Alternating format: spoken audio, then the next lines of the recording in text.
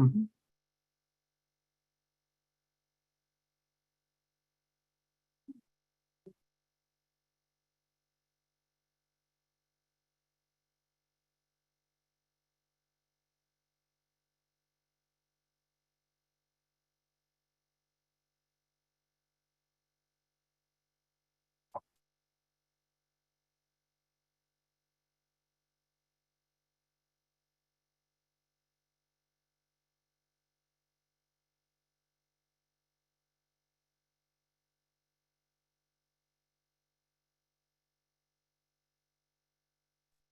Good afternoon, Chuck. Good afternoon, Craig. Can you hear me? Everything good? Yep. Yeah, we hear you. So Will is not going to be here for the first half of the meeting. He has other priorities he has to attend. So I will be here for the first half and then I will drop out and his profile will take over. And then, you can direct all his questions to, so for the second half of the meeting, all the questions will go to him as usual. But for the first half, I'll be here. Okay, great. Thanks, David. All right. And do you guys need anything before you start the meeting? We have enough people here. I think we did. Craig's here. Craig unmuted.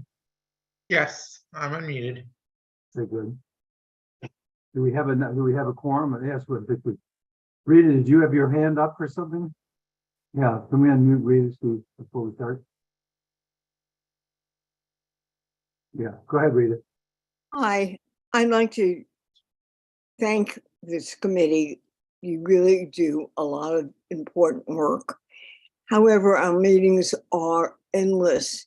And I'd like to suggest that when you call on people that they have no more than 2 questions and they can come around a second time, because many of us sit here because that other person who has 10 questions has already asked the question that I've been sitting.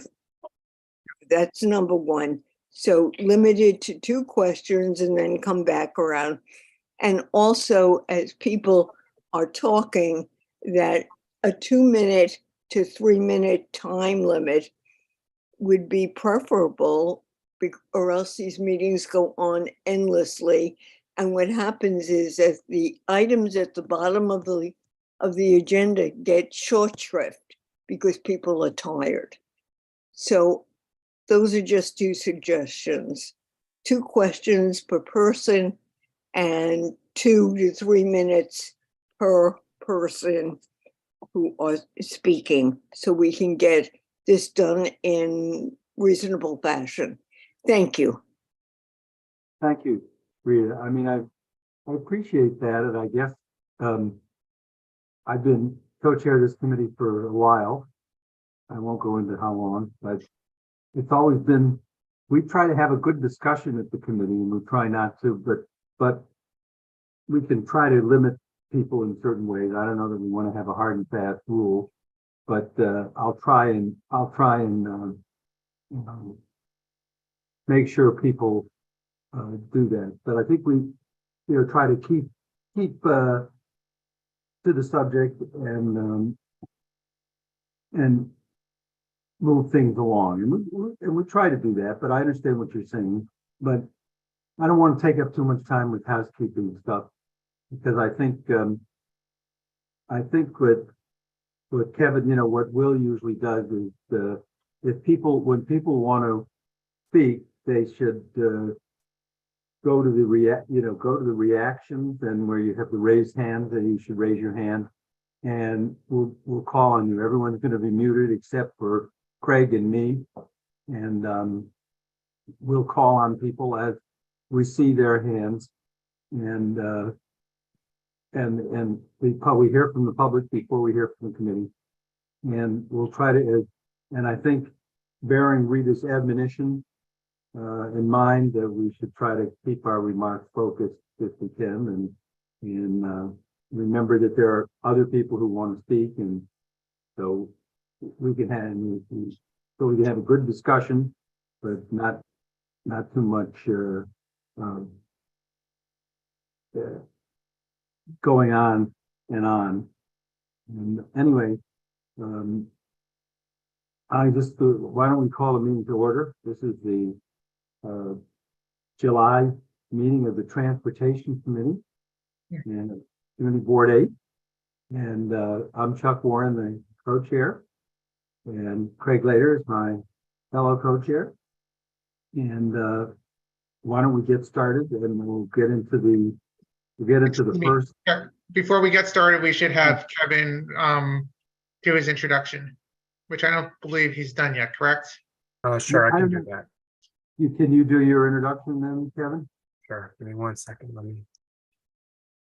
Welcome. If this is your first time joining us virtually, you will notice that you are currently muted and everyone will remain muted throughout the meeting, except for the committee co-chairs, Chuck and Craig, and any presenters as we move through the agenda. Following the presentations, the co-chairs will call on members of the public wishing to speak. You can participate by going to the reactions icon on your device and pressing the raise hand button, not the wave or thumbs up, as those will disappear. Only press it once. If you press it a second time, your hand will go back down. If you are calling on the phone, it is *9 to raise hand and *6 to unmute. Be on the lookout for a prompt asking you to confirm unmuting once the co-chairs call on you. The chat is available for technical support only to help with Zoom software problems, not to ask questions of the co-chairs. They will not see the chats. If you're using an older version of Zoom, you will need to go to the participants section where you will find the raise hand feature there. Please do not raise your actual hand or wave at the screen because we may not be able to see you. Chat me, I'm here for support. Thank you.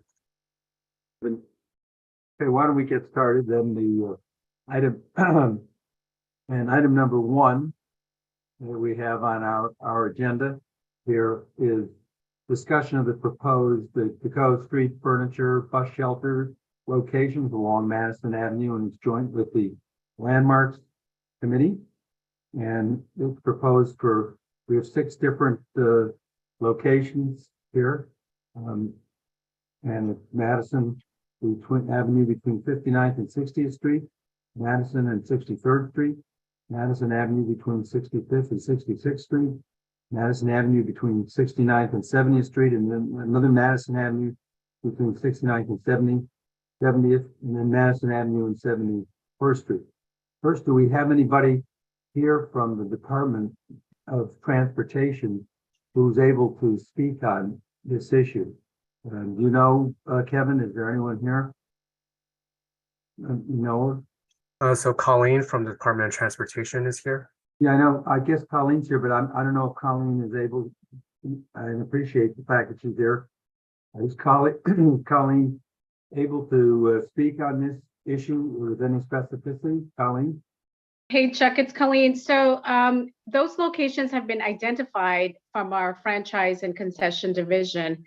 And we've had conversation with CB8 and now with the Madison Avenue bid about those locations. I know that there have been conversations about, not wanting to have these particular shelters on Madison. And I don't, our policy is that we're going to move forward with installing the shelters. That's from what I know. I don't know if anyone is here from the bid. I don't know if Matt Bauer is here. Yeah, He is. hey, Matt. Matt can elaborate a bit more about, the bid's perspective on this. Okay. And there's nobody here from J.C. Cadeau, who's here particularly? The I don't franchise. know if the board invited anyone from J.C. Deco. Okay. All right. Why don't we go forward and let's hear from the public. Who I don't see any hands yet raised, but Matt Bauer, let's start with Matt from Madison Avenue Bid, who's always a welcome guest and has been a frequent guest. Thank you very much, and hi, Colleen, as well. And no, I appreciate you putting this on the agenda. I should say that these locations were approved a few weeks ago by the city's Franchise and Concession Review Committee.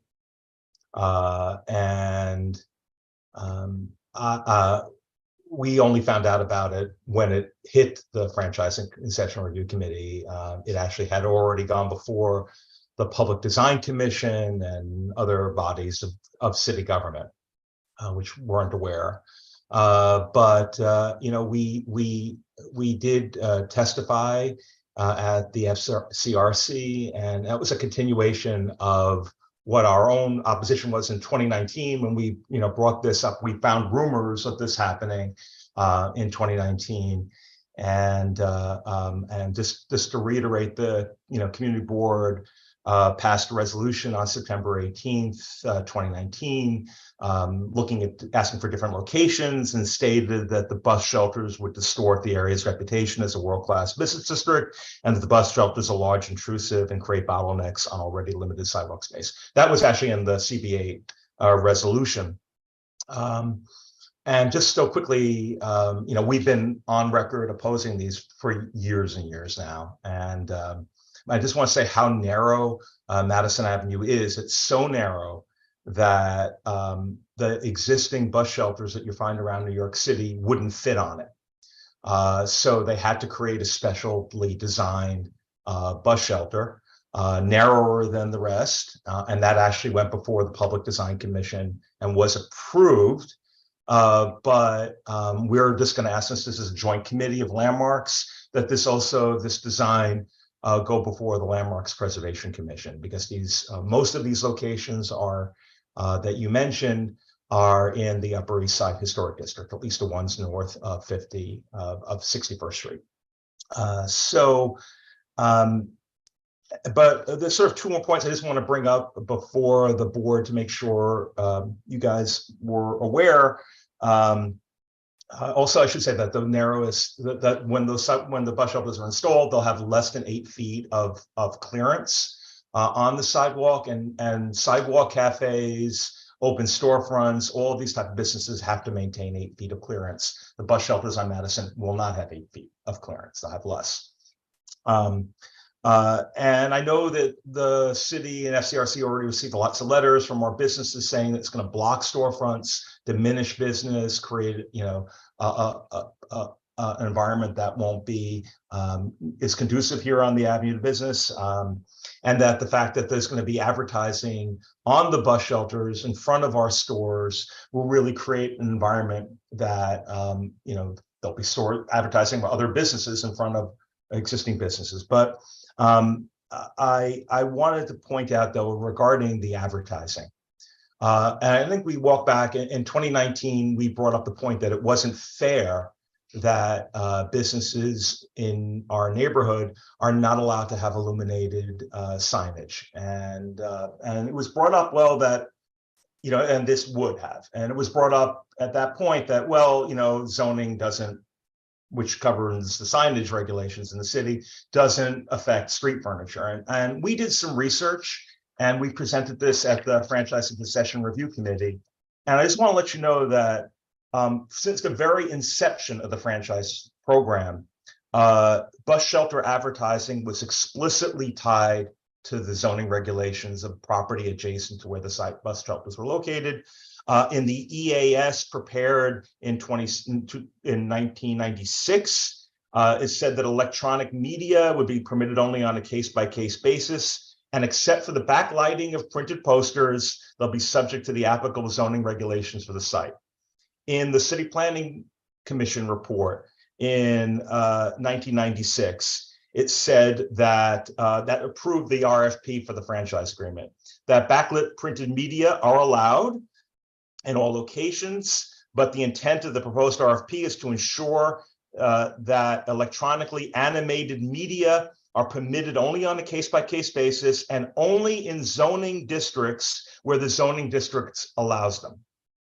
The City Council resolution in 2003 said that approved the franchise going forward, that the DOT should develop citing criteria for the franchise structures that include permitted uses on adjacent zoning lots. The DOT's RFP in 2004 said that electronic media will only be permitted on a case-by-case basis, and except for backlighting of printed posters, will be subject to the applicable zoning regulations for property adjacent to the site. The franchise agreement that's in place right now, and which will be in place when the new shelters go on, also says specifically that electronic media will be permitted on a case-by-case basis, and except for backlighting of printed posters, will be subject, except otherwise permitted by the city, to the applicable zoning regulations for property adjacent to the site, and be subject to all applicable approvals by city agencies. Madison Avenue is zone C53 and C51, and specifically electronic media flashing signs are not permitted in our district. So the question, I think, is that will the shelters that were approved by the FCRC include just posters, or will include video advertising, which is what I think, by looking at what was presented at the Public Design Commission, is what it will include. How can it do that? Let's hear from Colleen. It's subject to the local zoning, which doesn't permit that. So how can it do that? Colleen? Where's Colleen? Can you answer that, Colleen? I think she's there, but well, okay. If they can't do anything if that's against the zoning, Matt, so they, it seems to me that's not something that can go forward. It seems that way to me. The kind of advertising I'm talking about, not the show. Yeah, I mean, backlit posters would be permitted. So in other words, like a stationary poster. I got it.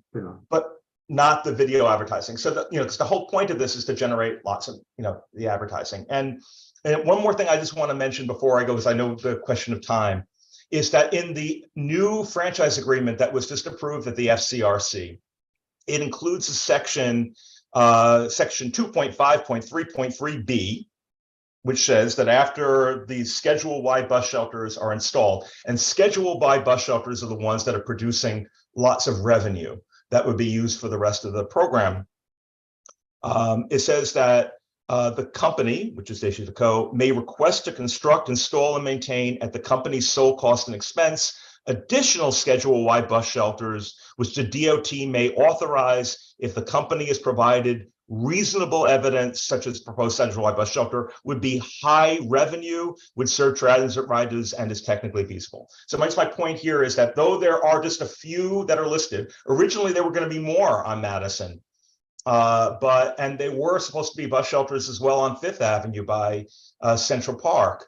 The question is, since those are not going to be there, it seems based upon this section of the agreement that they could keep on coming back without having to go before the community board, or just that DOT could sort of approve it without any changes to the franchise agreement.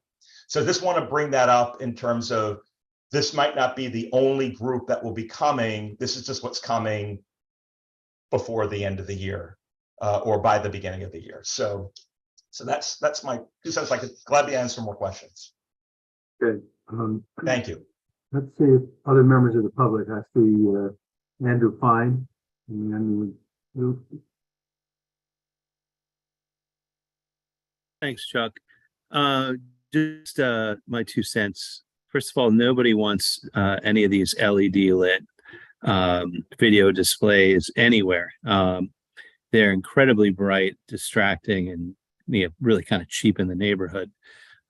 We have Times Square. We don't need Times Square everywhere. We don't need it on Madison Avenue.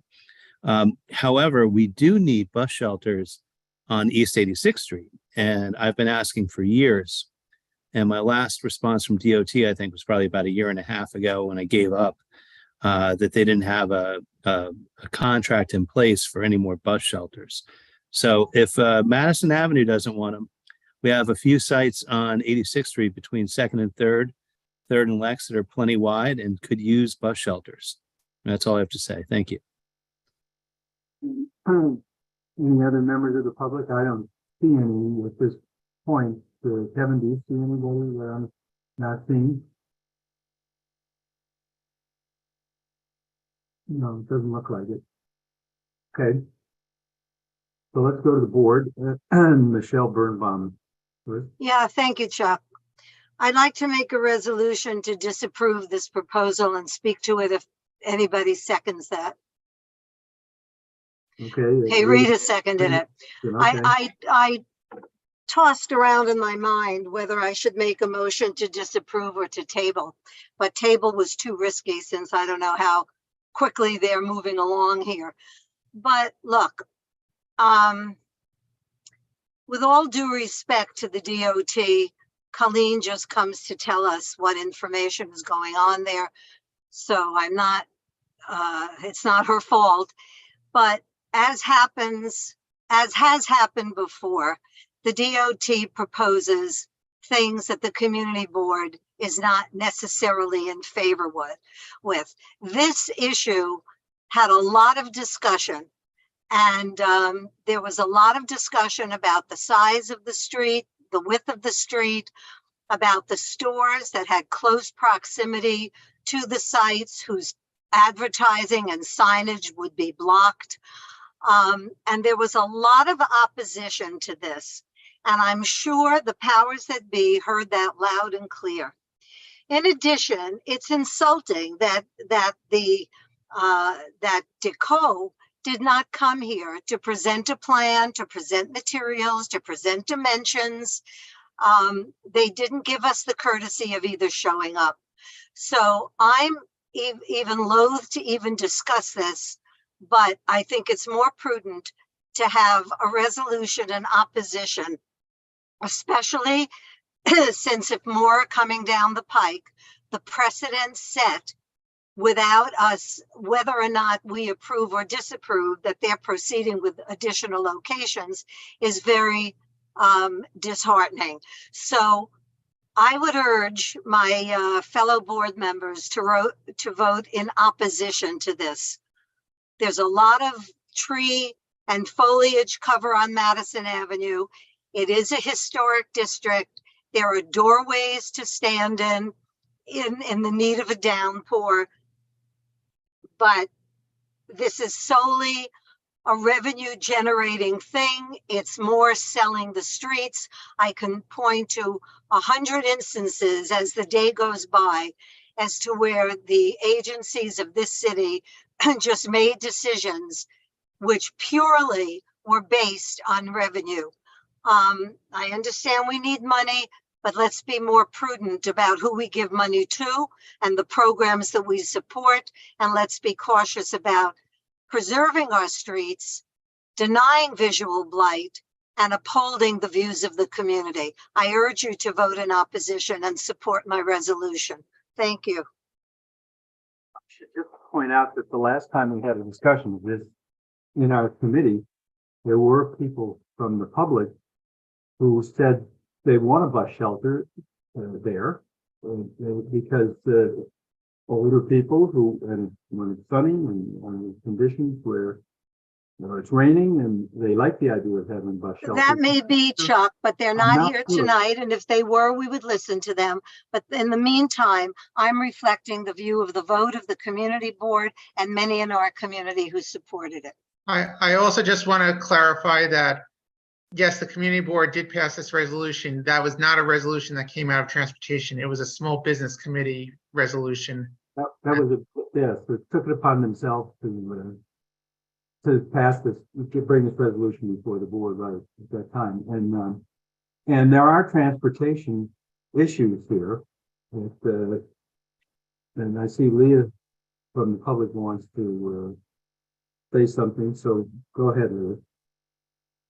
Okay, I apologize for interrupting, but can you perhaps move closer to the microphone? Some people have been trouble hearing you. Hearing me again? Okay. Is that better? Can you hear me? That is a little better. All right. Okay. Sorry. Yes, hi. I don't know a whole lot about this issue, and I understand that the bright moving pictures on some of these bus shelters are really annoying. I can understand why people don't want them, but I personally find that there is a great need for bus shelters on Madison Avenue. Several years ago, during an ice storm, I was trying to take an express bus up to the Bronx to a hospital, and there's half dozen of us in this driving, sleeting ice storm. We're standing against a building trying to shelter.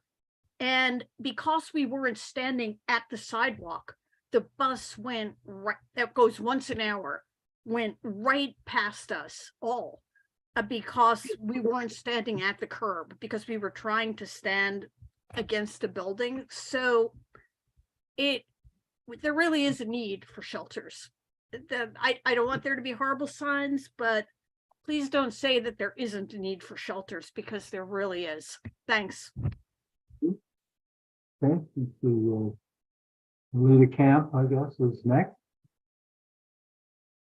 Thank you, Chuck. Thank you, Craig. And thank you, Matt Bauer.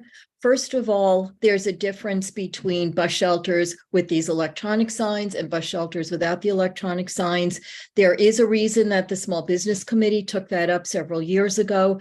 It affects small businesses. It will affect small businesses on Madison Avenue, as we've heard about. Why should a small store have a Gucci advertisement in front of it if it is not Gucci itself? That's an issue. These distracting signs, the cheapness of those kinds of images with one of the most expensive shopping streets or high-end shopping streets in the world is something that will diminish the value of that street.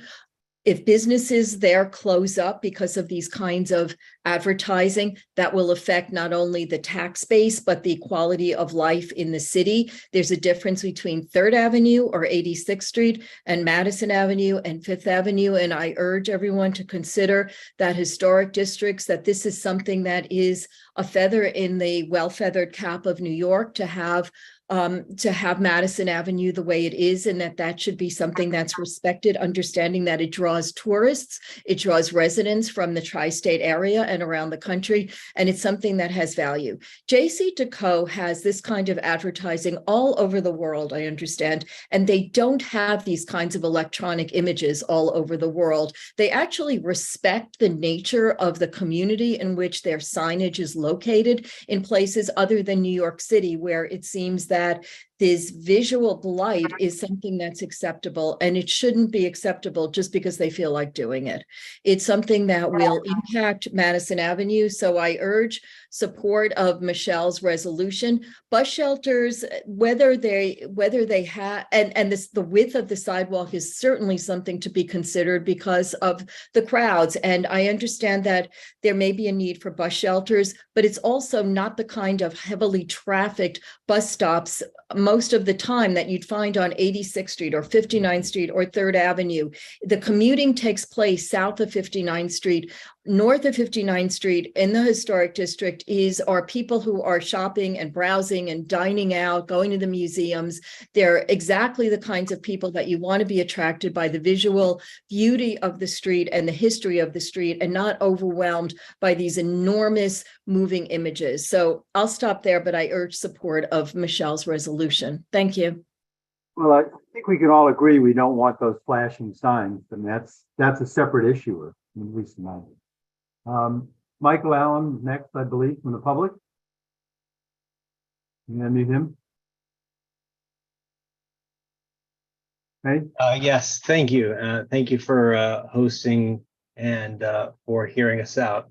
I would agree with what's been said in opposition to the bus shelters, but I think that as a matter of, policy and of being, consistent within our sort of panoply of government agencies, the businesses in this district, in this historic district, are held to very high standards by both zoning and landmarks. We are not free to do that, what we would wish to do necessarily with our properties, in our storefronts, with our advertising, etc. We should at least demand that the bus shelters be held to the same standard. That's pretty much my position, is that we don't want them. Surely we don't want them, but if they must be there, they must be held to the same standards by both zoning and landmarks that we are. Thank you. Thank you, Michael. Rita Popper, I think, is next. Go ahead, Rita. Call the question. Is there a second for that? Seeing the second right now, we only have, let's hear from Valerie. Valerie, or you had your hand up. Do you want to speak? Yeah, I think Michelle seconded. She put her thumb up. I Nope. didn't see, I didn't see. I did, but it's okay. Let Valerie speak. And after she speaks, I will have seconded to call the question. Thank you. Appreciate that. First, I had a question. Can somebody tell me what the expected revenue from these bus shelters would be?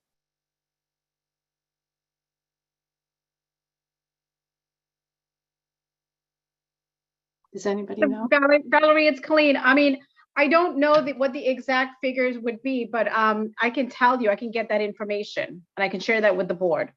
Well, I mean, okay. I mean, is there a separate line item anywhere that shows revenue from bus shelters and advertisements on bus shelters? I wouldn't be able to answer that question because I'm not part of that conversation with the agency. So I don't have that information. Okay, well, Valerie, can I just say that there's a franchise agreement which spells that out. We have and we got sent the latest version of it, but it refers back to sections in the original version, and we don't have that, and that specifies what the revenue is. And the only thing I'll mention when I looked at, because I was looking for what you were looking at, and I saw that some of our bus shelters had like an AA sign on it, and it said if you had that sign, that meant there'd be a revenue adjustment of $342,000. So that means there's plenty of revenue coming from those bus shelters in our area, if that can be an adjustment. But I don't know the actual figures because we did not have that agreement in front of us, and no one is here from, Colleen doesn't know, obviously, and no one's here from DOT who knows. And I guess I'm not sure who we invited or if we actually invited them to come. And since Will's not here yet, I don't know if Kevin, if you know anything about that. okay. Well, I mean, for me, I have to tell you, I'm not going to be voting in favor of any more revenue producing items that are going to be placed on the sidewalk for the MTA or New York City Transit until we have some transparency about how much money they're making and where it's going. And the other point I just want to make is the bus shelters that they're talking about are antiquated bus shelters. If you travel around the world, there are much better bus shelters that are integrated with systems, etc. In New York City, the greatest city in the world, should not be putting up bus shelters that were used 20 and 30 years ago. Somebody should undertake a real project and put together a bus shelter that makes sense. And until then, I'm going to vote no on any new bus shelters, whether they're in the historic district or anywhere else. Thank you. Okay. I guess the question's been called, so we'll vote on that. If people are in favor of this, you don't have to do anything. Yeah, let me just read the roll if you don't mind. Read the roll, sir, please. Okay, myself, Chuck, Alita, Elizabeth Ashby, John McClement, Juno, Lori, Michelle, Paul, Rita, Stephanie, Valerie. If I missed anyone from Community Board 8, please raise your hands. Okay. If you want to vote no. Oh, Rebecca Dangor, I think I missed her as well. Yeah, Rebecca's here. If you Point of want information, can we repeat the resolution? Yes, the Yeah. resolution is simply Community Board 8 Disapprove. opposes Right. or disapproves the proposed locations of bus shelters on Madison Avenue. If you are in favor, you don't have to do anything. If you want to vote no, abstain, or not voting for cause, please raise your hand. I raise my hand. I'm voting no. Next, Rebecca Dangor. Can we unmute Rebecca? Sorry, another point of information. Does it reference the signs? No, Specific? well, we could have some language in whereas. Okay, well, I ignore my hand. Okay, Paul Crickler, No. okay. And I am a no. Any other hand? Lori Bora,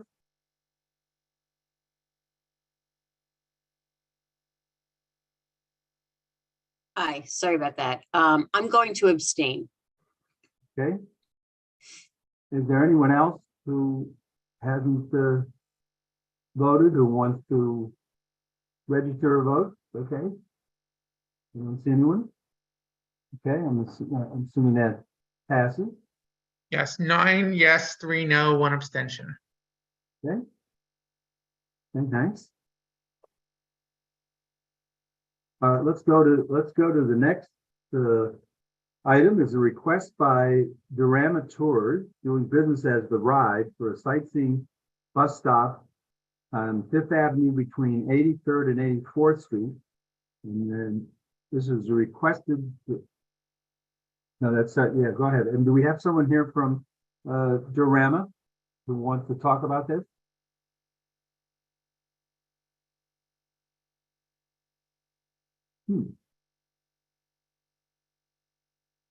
I guess we don't. We can try. Why don't we just pass this by and see? Kevin, we know where is Kevin here? He's here.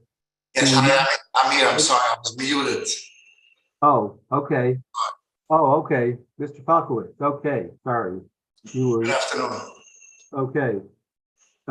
Why don't you tell us what you're going to do and how it's going to work, and we can discuss things. Go ahead. Sure. Good afternoon. First of all, thank you for the opportunity. So we brought off, there was a bus company called Experience the Ride. That's basically, in a short version, a moving theater.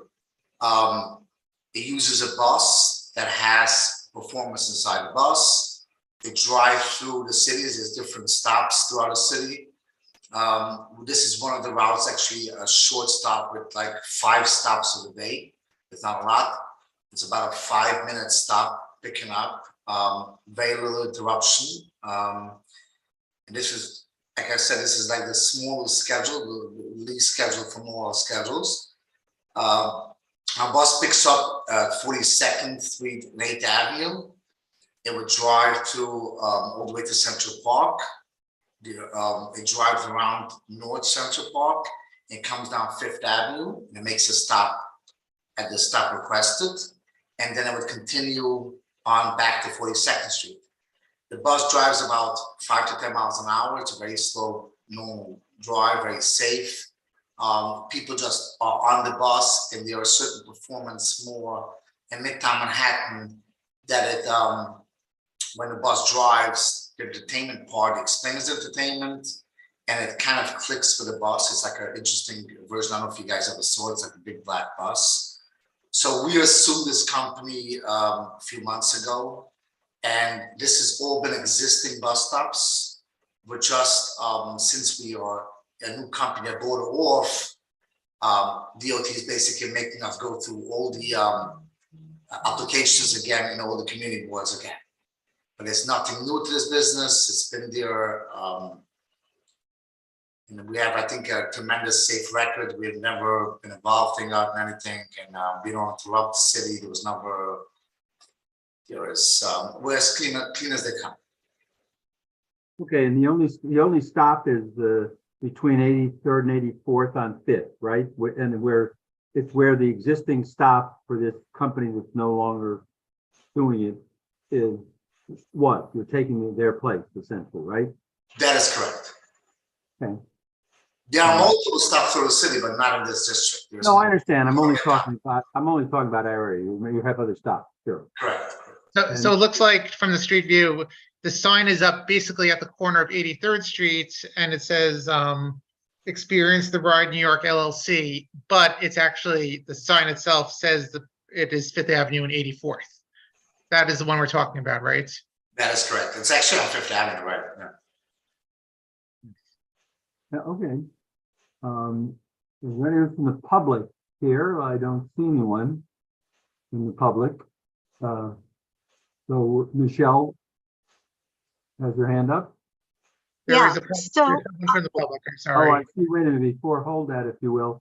I see Maggie Lehman from the public is here. Yeah. Why don't we unmute Maggie? Thank you. I have a question for the DOT. Does this particular issue and the various other times where we've seen other sightseeing bus companies request stops at other places in the city, does the city keep track of both the number of sightseeing bus companies in the city as well as the number of different stops that these buses make throughout the city? I have a concern. The last one that I had called into that was brought before us before the CB8 was on, I think, 59th Street and 5th Avenue. I have a concern that our streets have become so clogged at this point and will be even more so with the start of the congestion policy, that before CB8 would approve additional stops, and the DOT for that matter, that we get some sense of how many hundreds, if not more, stops there are throughout, and is there some kind of limit or cap on them? Thanks. Colleen, we can't hear you. You have to unmute yourself.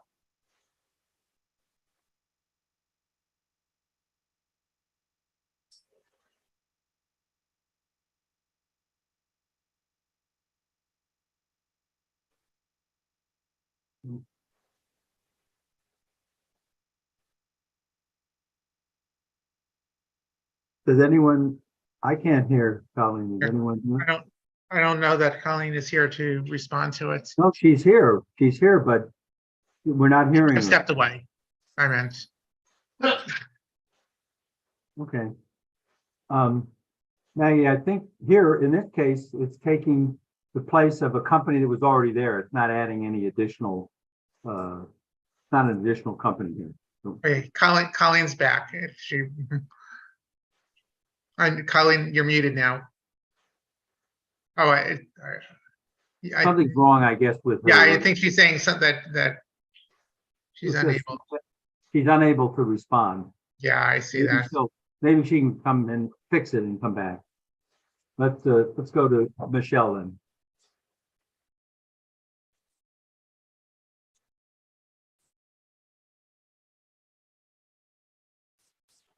yeah, thanks, Kevin. So I know on some of the stops on this ride, there is actual entertainment in the street where the bus stops. Some of it is narration and entertainment on the bus, but some is actually at the stop. Are you anticipating or planning street entertainment at the place at this bus stop? No. So not only to this bus stop, several of the bus stops we had eliminated entertainment. Entertainment basically what we have right now, and we had this with the Midtown stops. As we took the entertainment, and basically they do entertainment on the corner, and as soon as the driver gets to the traffic light, the entertainment stops. And in this particular stop, we won't be having any entertainment at all. Kevin, unmute Michelle.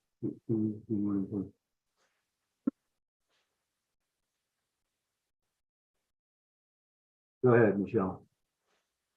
Yeah, no. Yeah, as a matter of policy, until the discussion is over for that moment, we should be unmuted. But at any rate, then what is the purpose of the stop? Will there be narration on the bus about the location? What is the reason for it? So the reason is basically Fifth Avenue. So it comes down Fifth Avenue, and we do have a stop to pick up passengers or to drop off passengers in mid of the run. It's not about entertainment, it's the area. The area reflects that, you know, they talk a lot about the area, but that particular part of Manhattan, there isn't any action entertainment inside, outside the bus. It's more about talking about the area of the bus for this particular run. Now we get back into Midtown, that's a lot more entertainment, a lot more for that matter. But at this far, this part of the run, it's more about the area. Thank you, but that implies to me that you're planning to use this as a pickup spot. That is correct. So we have a few pickup times and we have a drop off time. That is correct. And a drop off here as well, pickup and drop off. Yes, basically it's a pickup and a drop off in the same time. So in the past, how many people do you usually have? How many times a day? How often? Is this 5 minutes? You said about 5 minutes. Is that 5 minutes of every hour? No. So it's actually there's 5 runs for this stop. There's basically, I'm looking at the schedule. There's 12:40, 1:40, 3:10, 7:10, and 8:45 p.m. That includes the drop off and the pickups. And so in that 5 minutes, you're having drop off and pickup at the same time, because he's in the middle of the route. They start off at 42nd. So while they're driving by, they would do a drop off and a pickup. And there's very limited people compared to your other stops. Do you have any stats as to how many people you do? Does this run 7 days a week, by the way? How many days a week? 6 days a week. With the exception of which day? Tuesdays. It doesn't run Tuesdays. And it runs, you said, from 12:40 in the afternoon. Was that your first? Correct. Well, it starts earlier downtown, but by the time you do the loop and come here, 12:40 until about 9:40 is about 8:45. Sorry, 8:45. And how many people in general do you anticipate you will be picking up and dropping off at this spot? I would say most of 10 to 20, because the majority of our groups get on to 42nd and 8th, which that's the beginning of the run, and they come back to that area. So the majority of people, it's a very small amount of people that come on and off of that stop. Well, I have to tell you, thank you very much for being here and for being forthcoming. But Fifth Avenue and 83rd, 84th Street is a residential spot, with the exception of the museum, which has its own congregation of people on some of the days where it's there late. Others, people just sit on the steps, whatever they do. I can't say that I would be particularly happy with a general pickup 10, 20 people 4 or 5 times a day, 6 days a week. I think that will really add to the congestion in that spot. I can't say I'm enthusiastic about this. So thank you very much. Hi, it's Colleen. I'm back. Can you hear me? Yeah, Yes, now we can. Okay, fantastic. Going back to the question about the intercity buses and the sightseeing buses, we do keep track of all of those that we have approved, and it's on our DOT's website. I can share that link with Kevin in the morning. And you can see which operators are in your district. Okay, Alita Camp. Thank you. Colleen, maybe could you just say if there were other operators at that stop? And also I have a question for the gentleman from the bus company, which is, can people get on the bus for the first stop there? Will there be hawkers passing out pamphlets and trying to lure people onto the bus? Because whenever I'm at Times Square, I'm besieged by people trying to get me to join all of those various tour buses. The same thing down by the Statue of Liberty and Ellis Island buses. And that just adds to a lot of congestion and a lot of annoyance for me personally. That's not your issue, but I'm just wondering about all of the pedestrians, and it's quite a heavy area because of the museum and all of the other vehicles, including bikes that use the road. So those are my 2 questions. Thank you. Kyle, you want to go first, or should I respond first? So why don't you, in the letter, I believe it mentioned if this is a stop by itself or if it's shared. It is shared with Top View Sightseeing according to the letter. Although the letter does say that the stop is closer to 84th Street, but then also says that it is the existing stop, which if you look on Street View is pretty much at 83rd Street. So there is that inconsistency in the letter. But if it's the existing stop, then it is co-signed with Top View Sightseeing. Then I have another question. Oh, I'm sorry, Colleen. That's correct, Craig. Well, I have another question then, which is there any coordination of times between the two stops at those bus companies? Because there could be overlapping, and the street already has buses coming from the Bronx. It has tour buses from other places that are dropping people off at the museum, school groups, taxi cabs, bikes, motorcycles, cars, Ubers, all of that. It is really, really congested there. And if there's overlapping with those two tour buses and one is sitting there for longer and the bus has no place to go, that to me sounds like it's problematic. So I would ask about that. Thank you. So with many of these requests that we get, and if it is a shared stop, we review the schedules to make sure that they don't overlap. In this case, the schedules with Durham and the other companies do not overlap. How much time is there between the two companies, the two buses coming? I want to say it's maybe 15 minutes in between. So it sounds like there's just an endless stream of buses all day long. I don't know. Again, I don't know what the other schedules are for the other companies, but I know for a fact that when we do allow these, with these stops, it's not an endless round of buses that come to pick up and drop off. It's pretty much, intermittent. Also on that block, there is a sign that just says generic charter bus. I assume that is what's creating most of the congestion, because those are the tour groups that are coming in and dropping people off, and they don't need to have permission to use that. Is that correct? That is correct. That's correct. So I just want to respond to a few things. First of all, Colleen is absolutely right.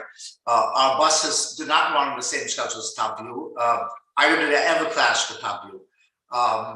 That's number one. Number two, in regards to pamphlets, giving out pamphlets, we don't even do that at our main stop at 42nd and 8th. I would ever do that on 84th. And this is something that I share with this committee, that I'm annoyed as well when I go through the city and everyone's trying to push it up. So I get that. We don't do that. We don't list that part on none of our stops, and especially the 5th and 84th. Well, will you have people there though, urging pedestrians to join the tour? Absolutely not. Absolutely not. So we do have we have a different setup than a lot of tour operators. Even by our main stop, 42nd, and the more midtown, we just have people checking in. Just have one or two people just checking the people. We don't ask. We don't solicit. That's not our role. We don't do it over there. We don't do it at none of our stops. And like I said, especially this stop. This is like the stop that has the least amount of traffic, the least amount of passengers, and the least amount of stops. So the answer is no. Is it one of the double-decker open air buses? Is that what these are? No, this is actually a big black bus, and it's built like a movie theater. You sit to the side You're looking out at the sidewalks when you're going by? That is correct, yes. Yes. Those are pretty, okay, well, I'll refrain, but those seem, I've seen them. They're really interesting to look at, and I'm sure they seem the same. They seem kind of large for the amount of people in there, but anyway, that's neither here nor there. I'll stop. It's actually not longer than the other buses, just built tall, and it looks as the appearance, and the windows are all big, so they can see out and have a clear view. So like a theater view. And right. It's sideways, and there's actually an entire bus versus a double-decker bus. The entire bus, the capacity of that bus is about 42 people in general. So. Okay. Thank you. Sure. Next is Lori Boris. Lori?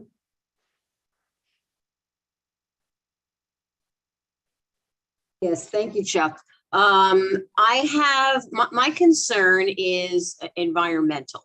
And so I have two questions.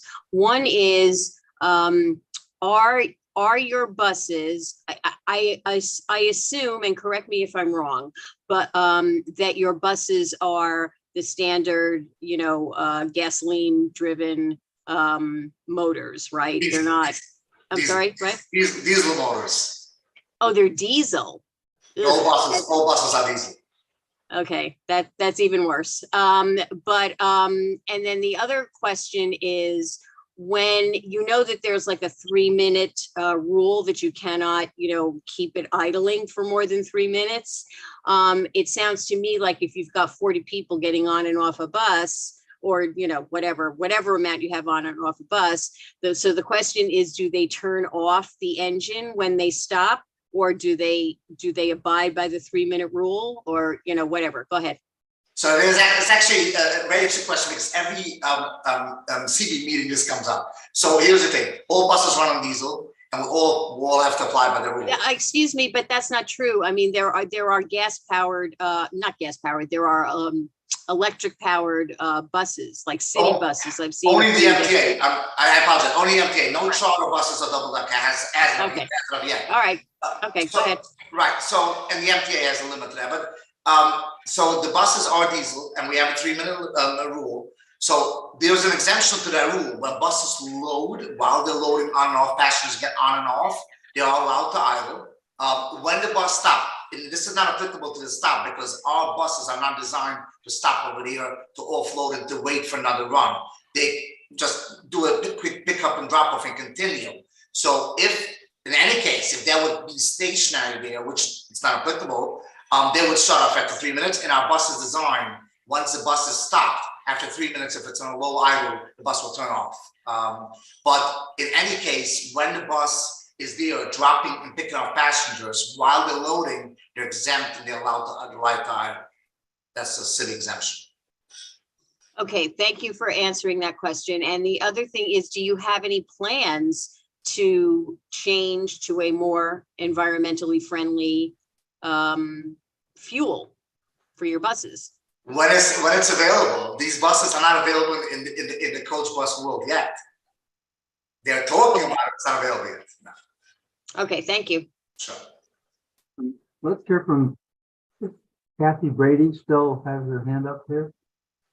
Member of the public. Hello. I am a resident of East 72nd Street at 2nd Avenue, and I'm a citizen. I guess I have a right to speak.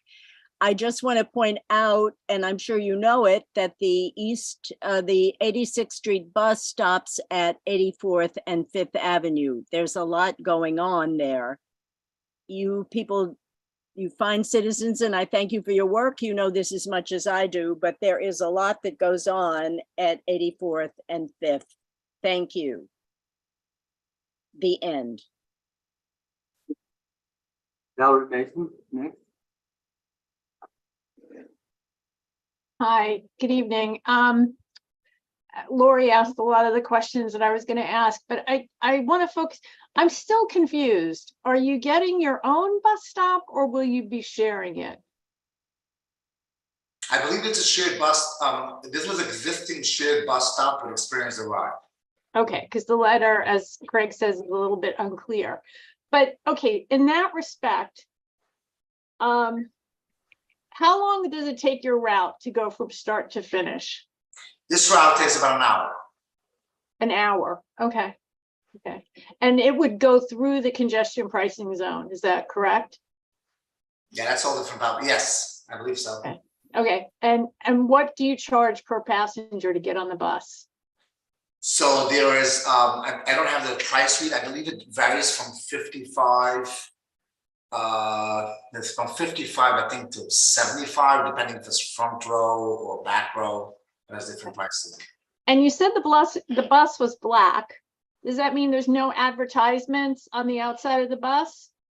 Just says the ride. Okay, all right. Because the jitney has those huge advertisements that go over, but doesn't impact the ability of people to look in and out. So I was curious about that. No, we don't. Okay, so Colleen, who makes the contract with the bus company for the routes? Who's the contracting entity? Oh, she's.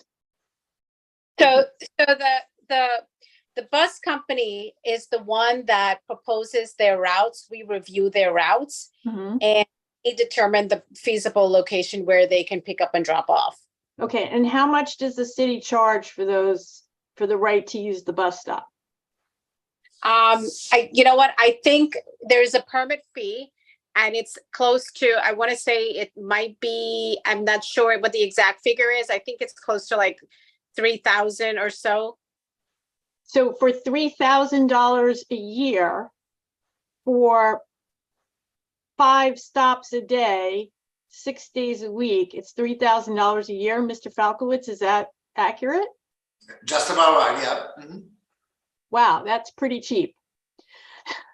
It's not when the bus has to do multiple stops. And Well, I mean, you know, you're making $75, you're we charging. were not making. Well, I stopped myself. You're charging a lot of money for. We this. don't know the revenue that if the, Okay. I wish it would be that way always. Okay. The buses are Well, not always full. The buses don't travel that. Okay, I get it. Passengers, it's a whole different discussion. I think that you can tell I'm very revenue oriented tonight. So I want to know who is getting the $3,000, Colleen? So that money goes back to the city, Valerie, and I can get you the exact amount. I can give you the exact layout of what the cost is and what the city charges in terms of the usage for these stops. Mm-hmm. Okay. Well, apparently somebody else used to use the stop. Did they go out of business because they weren't making enough money? Are they still a tour operator, but just not using that shared stop anymore? I don't know what the reason is for the other company to go out of business. I don't have that information. I don't know what it is. It could be multiple reasons why they went out of business. Mm-hmm. Well, Mr. Falkowitz, I have to tell you, I think your timing is very bad for me because I am not going to vote for any more bus stops for $3,000 a year. And when the city and state of New York are going to ask people who live in this borough to pay to use their own streets. So I'm sorry, but I'm going to vote no. Thank you. So just to respond, a quick response for that. We're not the one who makes the prices for the city. That's number one. Number two is this is not an adding bus stop. This is an existing stop that we're just taking over a stop that was an existing stop for a second. Right. And I'm not going to be in favor of anybody taking over an existing stop to make a for-profit enterprise for $3,000 a year. Just not going to do it. When the state and city of New York are asking people who are paying a lot of taxes to pay more money to traverse their own streets and to just sort of augment what Lori said, these buses are clogging up our streets. If you want to reduce congestion and you want to reduce pollution, and it takes all that time to go through the city streets, then I can't be in favor of this. It's environmentally seems to be, questionable, as well as from a revenue perspective. And I appreciate your coming tonight, and I'm sorry, but I'm not going to vote in favor of it. Thank you. I'd just like to point out that New York City has about 50 million people a year who visit, and it's one of the lifebloods of the city. And I think part of the reasons they do are because there's certain amenities you can tour around. If you wouldn't have people, I assume, who would do this if they couldn't think it's worthwhile doing. So I'm sure Well, Chuck, I don't disagree with that, but Mr. Falkowitz is charging $75 a head, and he's running, we can all do the math. It's 5 to 6 times a day. He's not the only bus company. And people who live in the city complain all the time about these sightseeing buses clogging up the streets. And if we're interested, and I understand that it's a revenue producer for New York, but to be honest with you, $3,000 a year for the right to do that, it's just too cheap. We're giving away our public access too cheaply, and it's got to stop. Thanks. I don't want to sound controversial, but you believe we pay our share of taxes to the highest amount. We pay from every single side.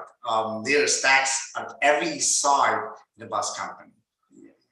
It's not only $3,000. Let's hear from some. Paul Crickler hasn't spoken on this issue. I know the hands I see up had so far. Thank you, Chuck. Yes, I would like to say something here. I do understand the point that previous speakers made, and I agree with it about the city should be maximizing revenue. But I do think, focus our attention on what this meeting is about. This gentleman's come in here to talk to us about a bus stop. And I think a different venue would be very appropriate to talk about trying to get the city to maximize revenue. I think we're taking it out on this guy. He's coming here for an approval. We shouldn't be holding him hostage to what we think about, what the city charges and doesn't charge. So I'd like to be fair to this gentleman who's come to this community board.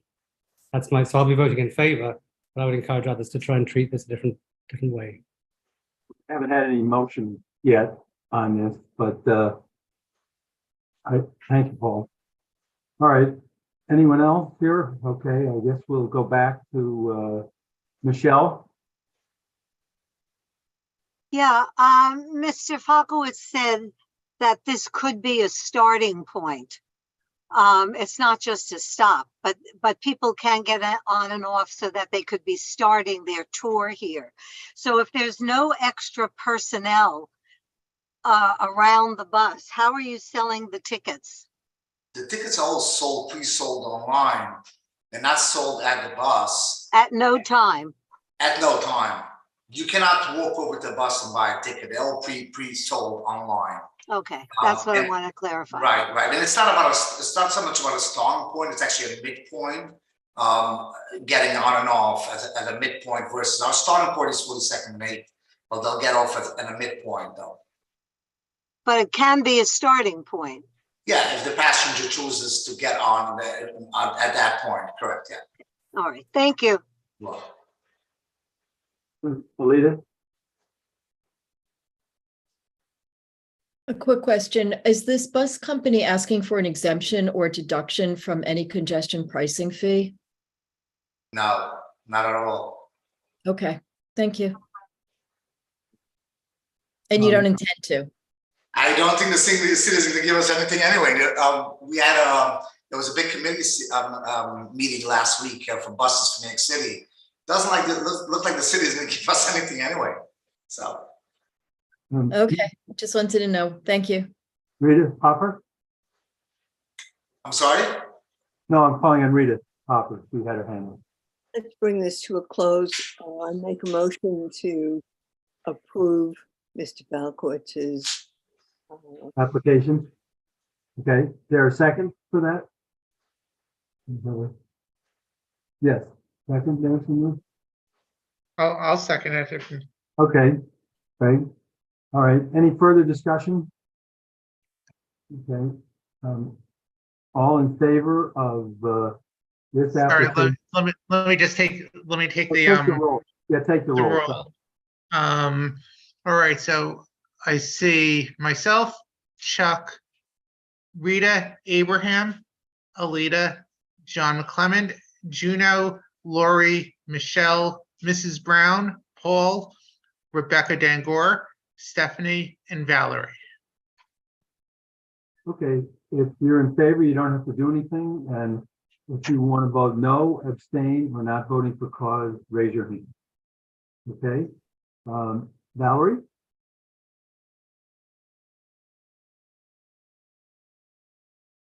So many buttons to press. No, thank you. Okay, Michelle? No. Juno? No. Anyone else? Okay. And I think it's passed. And thank you, Mr. Falco. This will come up at our full board meeting, which is 2 weeks from today. It's Wednesday, 2 weeks from today. Okay, next. I thank you all. Have a good night. Thank you. Next is a request by the Surrey Hotel to extend their hotel loading zone on East 76th Street between Madison and Fifth Avenues by 50 feet to cover the entire frontage of the hotel. It's now at this point 48 feet long.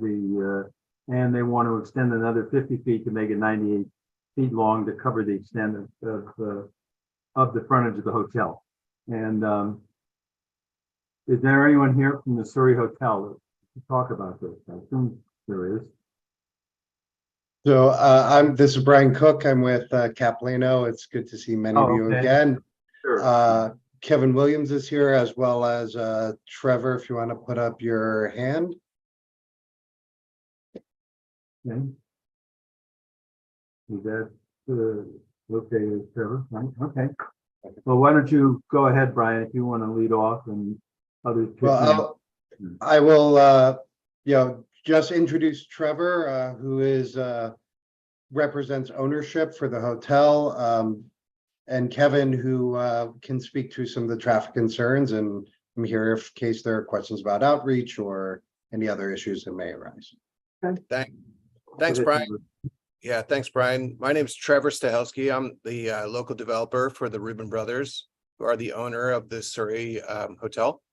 We are well underway. In case any of you haven't been by the site, we are probably nearing 50% complete on the renovations, and hope to be open in the towards the end of the first quarter of next year.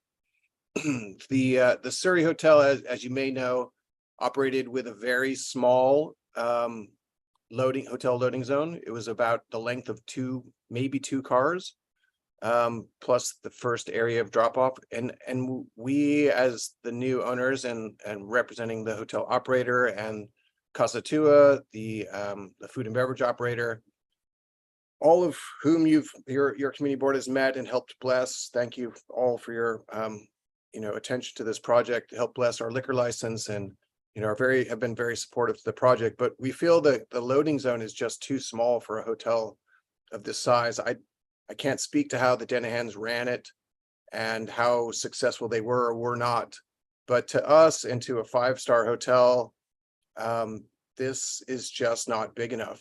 So we were hoping, with your approval, to proceed with an application at DOT to extend the zone from approximately 48 feet to the length of our property, which is 100 feet. We have a consulting engineer. Sorry, not to say we haven't studied this. Our consulting engineer is here and on board. We've done a full-blown traffic study. We understand what we're asking for and have the study to back it up. I think I would turn it over to Kevin to see if he can speak to some of the finer points. Sure. Kevin Williams, principal in charge of urban planning, environmental planning for GZA.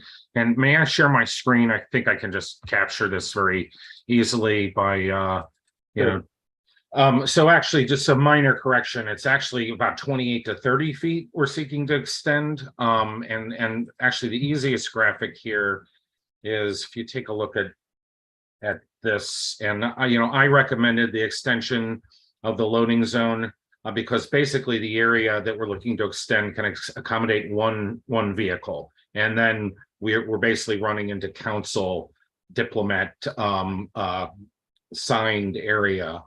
So in terms of really providing, as part of New York City, hotels are allowed to request a hotel loading zone covering their lot frontage. And here, when you kind of look at the odd amount of signage that's present, you have this strange gap. And I reviewed the historical operations of the previous Surrey and felt that it could absolutely benefit keeping, a clear thoroughfare for passenger cars to go through the street without obstructing traffic. And really the story is sort of told.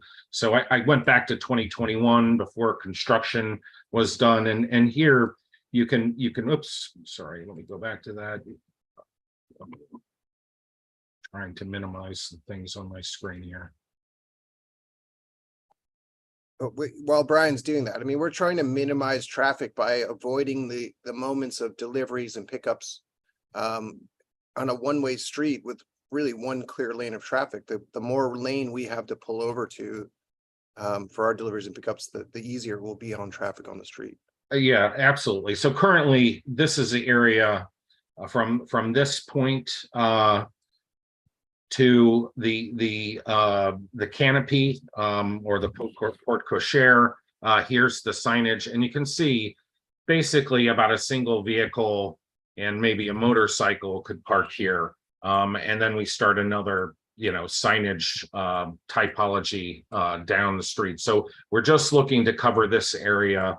And it basically amounts to the loss of one public space, and certainly simplifies the arrival and departure, not only for the hotel, but for service vehicles, and based off the traffic generation, we believe that would completely prevent any obstruction of traffic based on peak hour arrivals that we looked at. Yeah, and show them to the east of it, right at our property line as we go towards Madison Avenue. Yeah, we're not asking for more than our property. There's still another parking spot or two, maybe 1.5. I don't know.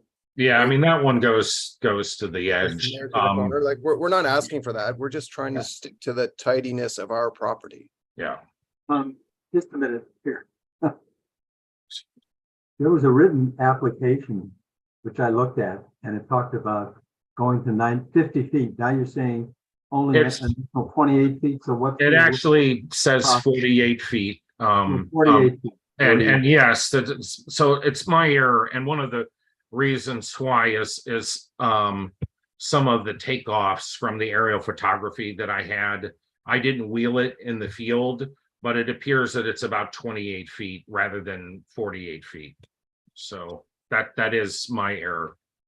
So it's only from where you said that car to that sign, basically? Yeah, exactly. If you see here, the little red box, the signage starts basically at the porte cochere or the. You need to share the screen. Oh, I'm sorry, guys. All right, let me come back to that. So in the overhead view here. Yeah. So this is approximately where the sign starts at this edge. And then we're running to here. And rather than 48 feet, that's about 28 to 30 feet max. The whole frontage of the site is 98 feet. So currently it's signed no standing hotel loading zone from this point to basically this point slightly left to the entryway. So that would leave actually another, in front of 18 East 76th Street, an unsigned area. No, the sign would be posted from this point. It would be maintained 2-hour metered parking, 9 a.m. to 7 p.m. But your no standing loading zone sign would interrupt the 2-hour parking. So you would need another sign in between the end of what you're requesting and the Diplomat parking. It would be mounted on the same sign. Like, yes, it would be, the same sign would have it, but yes, there are multiple signs on, and actually where's the, anyway, yes, there's multiple, sorry, here. As you can see, it would basically be, the arrow would be extended in the other direction, on the same sign. So basically from this point here, if you can see in red, to number 4, that would now be the new basically alternate side of the street parking. So all we're doing is basically from here to here, and then from this point to number 4 is where council parking, sorry, from this point to 3 is where council parking. So we would basically effectively be removing 1 space, and we would still have 1 space remaining for on-street parking. So we'd essentially have the 2-hour meter broken up by the no loading hotel, the hotel loading zone, and then the Diplomat, and then. Which is how it is today. Right. It's just one extra space. Okay, Yeah. no, just for the record, I just want to make sure. Yeah, no, you're very We're good. not suggesting new zones. We're just suggesting moving the goalpost a little to the left. Yeah, no, understood. But I just want to make sure everyone who's part of the committee and attending also understands that. Yes. Thanks. Okay. I think we have it. Yeah, and just to add one last piece of color, I know 28 feet might not sound like a lot, but in New York, in an operation where we're running 100 hotel rooms and food and beverage, and it really means the world to us that we can just have a little more elbow room to move trucks and people and deliveries and whatnot in and out of this site. It's Yeah, and give some perspective to that, Trevor. The typical truck that we would be looking at of the largest size would be a 30-foot panel van. So, that extra 28 to 30 feet actually does make a lot of difference. Right. Anyone who's seen the old Woody Allen movie Bananas knows that 28 feet can make a lot of difference.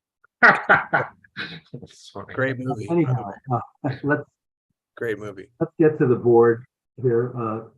Alita, I guess, first. Just a quick question. So I don't know what your delivery trucks are like. We all know that UPS trucks and I guess you won't be getting from Fresh Direct, but Amazon, they don't pull up to the corner and nobody does pull up actually to the curb. And so I'd like to know what you will do about that if the delivery trucks, even though if the board approves in DOT that you get the extra space, that they will actually be at the curb and not blocking traffic. I mean, Trevor, you can deal with that, but that is definitely one of the recommendations and requirements of the approval based off the transportation study is that there's active management of pickups and drop-offs at the curb, both passenger vehicles as well as deliveries. So, and you know, given that from a service perspective, they're having service contracts with these deliveries, you know, you can be sure they have to comply with local requirements, but that we would actually have staffed doormen that would assure that those drop-offs occur without blocking the through lane and pull up to the curb. So Trevor, I'm sorry if you want to add to that. No, I mean, that's the tip of the iceberg, right? There's a lot to unpack there with that question. If you want to talk about drop-offs as in hotel guests or restaurant guests, that's quickly managed by a doorman, right? Like, hello, here you are, open your door, close your door, car drives away. It's a pretty simple process. The deliveries will be less UPS and Amazon because this is a hotel and restaurant. It'll be more you know, food and back of house services being delivered and trash being taken away. And those are done at, you know, certain times of the day, very well programmed and thought through. I think that enhancing from 70 feet to 100 feet allows us the length for a car to pull in or a truck to pull in and service or take away. And I would also add, Trevor, to Alita's comment, the reason why you're seeing that is there's often not reserved curb space for those vehicles. So your FedEx or your Amazon has got a double park. They got a double corner. It's not the double parking. It's not double parking when there are cars or other trucks at the curb. It's when there is nothing at the curb and they don't want to be blocked in or they don't want to take the time to actually park. They just take up an extra lane, whether it is on a one-way side street or on an avenue. So I'm just asking they're more apt to, historically more apt to do that. They're more apt to do that when there's less of a space for them to pull into. So this current zone is smaller and would make it harder for them to pull in. So they're more apt to double park. I think I understand that, but you're asking us for an approval, and I just want to make sure that there is a mechanism to ensure that other people, other taxis or ambulances or buses, school buses or people in cars or bikes for that matter, will not be blocked by trucks that take advantage of the extra space and double park. And if you're saying that you will have a mechanism to ensure that that is not going to happen, and maybe a dedicated person on staff to make sure and to enforce the regulations, because they don't care about the city, that's another issue. That's all I'm asking. Thank you. Yeah, absolutely. And there are staff.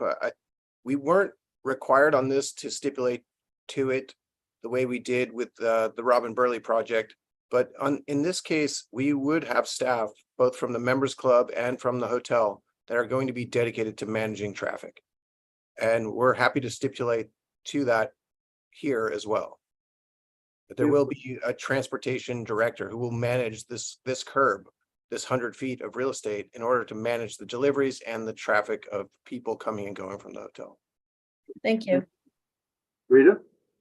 Papa? I like to make a motion to approve and to speak to it. Okay, is there a second?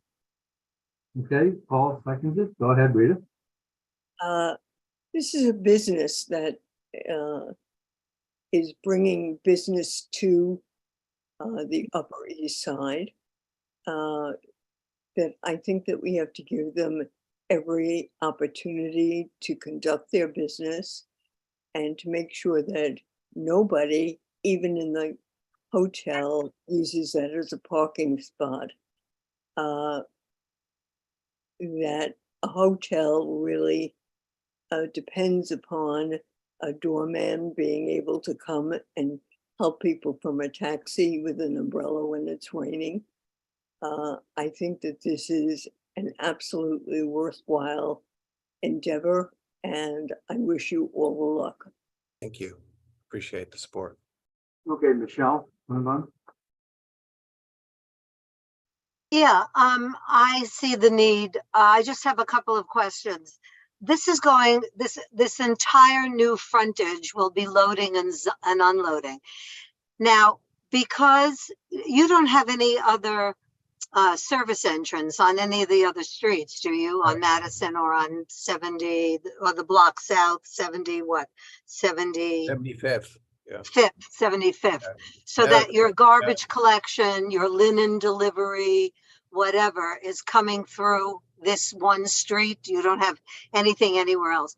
So I wonder if you might not consider that the spot that's immediately in front of your front door be passenger pickup and drop off only, and that the remaining of the frontage that you are requesting tonight, that be deliveries. Otherwise, inadvertently, I think you're going to find that your delivery trucks are going to be blocking your front entrance, and maybe even the garbage truck will be. So I will ask you if you will consider that. And then I will also ask if we have an affirmative resolution that part of the whereas, that in a whereas clause, was that you warranted that you would have separate transportation management personnel out there at all shifts, I guess. Are you asking for a time limit on this? Are you asking till 10 at night, till 11, or not at all? What are you asking? We would like it to be 24/7. Hotel loading zones generally are. I did want to remark on Ms. Birnbaum, forgive me for interrupting. But one of the things I did want to note is, in practice, we certainly absolutely would intend to have passengers in the area in front of the door, and then the loading area, which is the one that's closer to Madison Avenue, be accorded to the trucks and the service vehicles and that sort of thing. But you can't actually differentiate the signage type, right? There's not a truck hotel loading zone and a passenger loading zone. So this would have to be something, and it's certainly in the best interest of the Surrey to manage that traffic. But I would also note that when you have garbage pickup versus when you have sort of peak hotel guests come and go, those don't really overlap. And the same thing with particularly with the evening SLA oriented traffic, you wouldn't have service deliveries at that time as well. But I absolutely think the point that you're making to separate those uses, that's absolutely the intent, to leave an area open for the service deliveries and the trash that's near the service door that's closest to Madison Avenue, and then have the passenger and cab drop-offs at the area, basically at the point where we're indicating the sort of the west side onward. If I may say, and Colleen can clarify, I may be incorrect, but I think that there is a separate sign that says pick up, drop off. I don't think it says hotel. It may not. And then loading zone. I think it is possible to put two different signs there, but she would be the further clarification. There's a hotel loading zone, and then you could also, you could have a no stopping zone. So, or commercial loading, but absolutely, if Colleen wants to weigh in on what the preference is there such a thing, Colleen, to put pick up in front of the? No, it's one sign that says no standing hotel loading zone. That's what I would say. Yeah, you're not differentiating it. All right, we don't differentiate up and drop off. It's just a hotel loading zone. Yeah, Okay. Michelle, I think that it's a great point, but I think that's exactly where our staff and operations team come in. Works. And they come in and their job is to expedite that 100 feet of curb, right? It's this is a peak time. We've got a lot of deliveries coming in, and that's why we want them there to sort of shuffle those trucks in and out as fast as possible. Just in the interest of time, let me ask two more quick questions. One, you have one, I noticed towards Madison, that service entrance that will be your in out for garbage. Do you have separate carting for dry and wet carting so that they come in different times of the day? Your food disposal versus whatever, packaging, We do dry similar, goods? yeah, and similar to removing garbage, we have other systems in place, macerating, which removes all the wet the fluid from the trash, and then distributes a bag of solid waste that's about 30 to 40% of what it would be if you weren't macerating.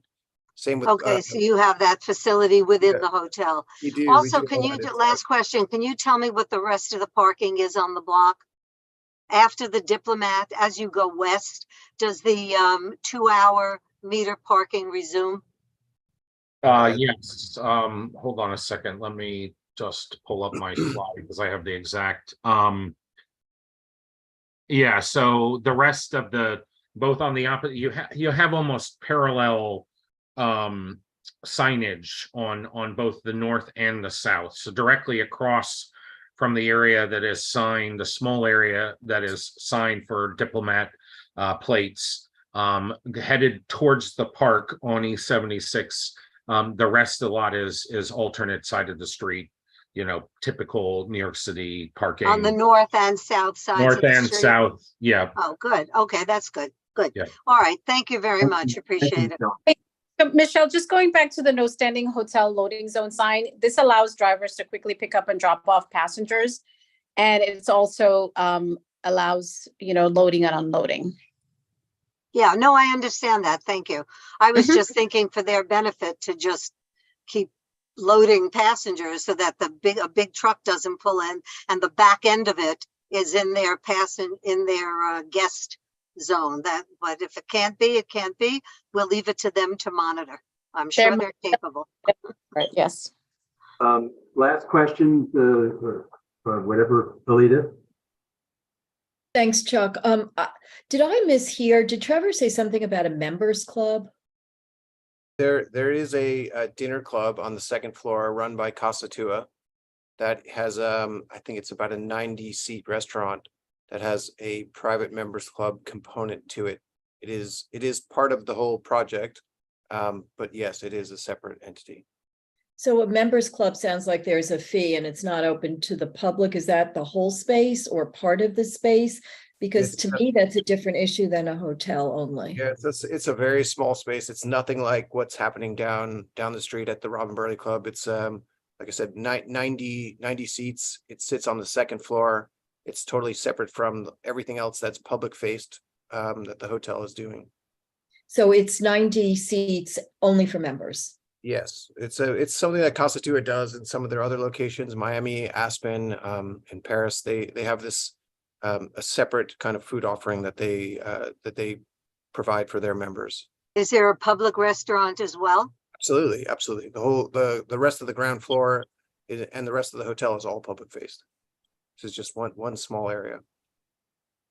Okay, but the expanding the hotel in quotes loading zone also benefits the members who I'm sure pay a significant fee, sure, and it makes it nicer for them. Sure, it does. It does clear up the whole zone.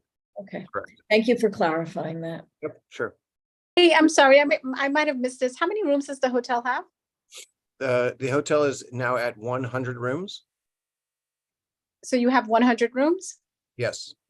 Okay, thanks. And just so everybody knows that the hotel structurally is identical to what was there 3 years ago, and got dealt the blow that COVID dealt to a lot of hotels. So the Cafe Boulud was there, very famous restaurant that was on the ground floor. So the programming is very similar. Right. We just think this will make it operate as an even better neighbor. Sure. Could and I we're just really- ask one more quick question? I'm just oh. curious about Chuck. Is that okay? There's a beautiful, from what I understand, space in there that was an Art Deco kind of bar or something like that. Is that not right? Are you preserving that or restoring it in some way? You're right in saying it was beautiful. Unfortunately, when you undergo a renovation to the magnitude that we had to do to reposition it, and it included, all the wonderful things we're doing for landmarks and preservation, it had to do with a full retrofit on all the mechanical systems, for all new windows. Unfortunately, we were not able to keep any of the interiors. It's been 100% gut renovation. Oh, that hurts. It was very, very expensive. But thinking towards the next 100 years, we're trying to do it right this time and let it last for a long time. Right. I think we talked about this enough. We're ready to vote. You want Craig talk? See if we have who we have still around.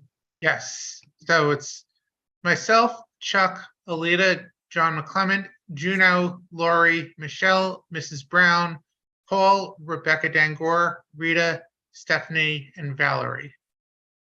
Yeah. Right, if you're in favor, you don't have to do anything. If you want to vote no, abstaining, or not voting for cause, raise your hand.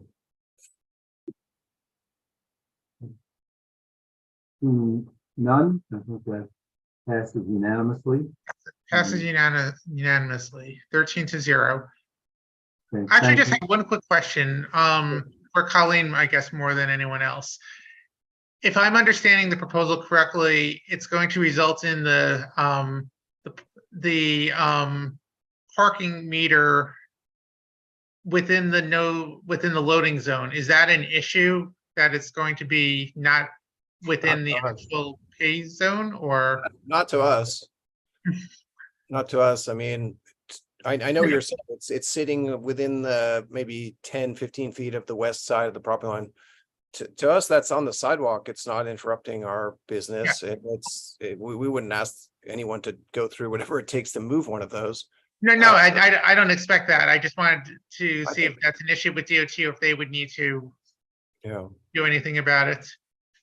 So I guess it's more a question for Colleen.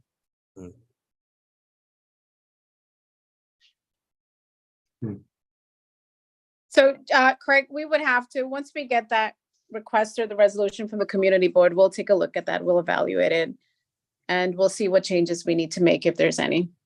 Okay. Great. This resolution will be taken up 2 weeks from today at the full board meeting. We'll see the schedule and posted.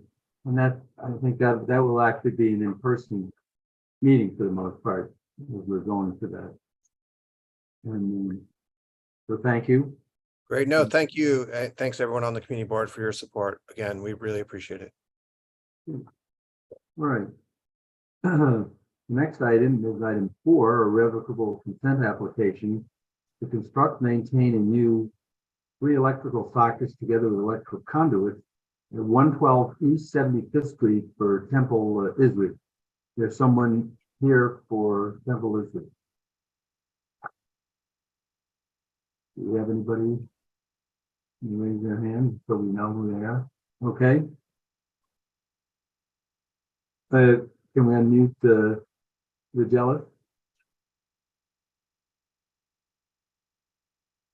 For some reason, we're not hearing you.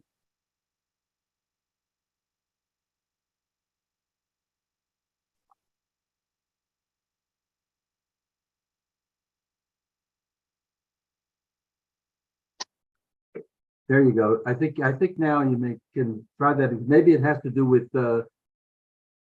what's your those maybe if you earphones? unplug your headphones, sometimes unplug your headphones. I think that's right.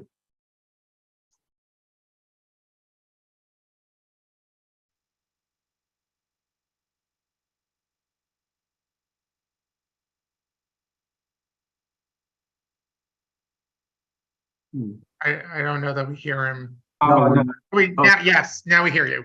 Go ahead. All right, sorry, my all day using the headphones and finally gave out on me, but my apologies. Vigelis Sophias with Heartland Engineering, a principal of the firm. We prepared the revocable consent application for 3 electrical sockets to be located within 3 tree pits in the sidewalk. Those 3 tree pits are being enlarged per New York City Parks Department requirements. The electrical sockets and a plan has been submitted to Parks for their review and approval. They have reviewed and approved our proposed plan. And we are here in front of you to discuss this. And if there are any questions regarding our application, be glad to answer any questions. And Michelle? Yeah, thanks. When I saw and printed this agenda, this item was not on the agenda. So I don't know when it was added, but do you have any visuals and will you tell us the location? I don't have any of that on my agenda. Where are you putting this and how many tree pits? 112 East 75th Street. Sorry, Chuck, you're fading in and out. 112 East 75th Street. Oh, okay. And that's how many tree pits? So, Oh, you have a visual, good. Yeah. Okay, yes. that's what I was asking for. Okay.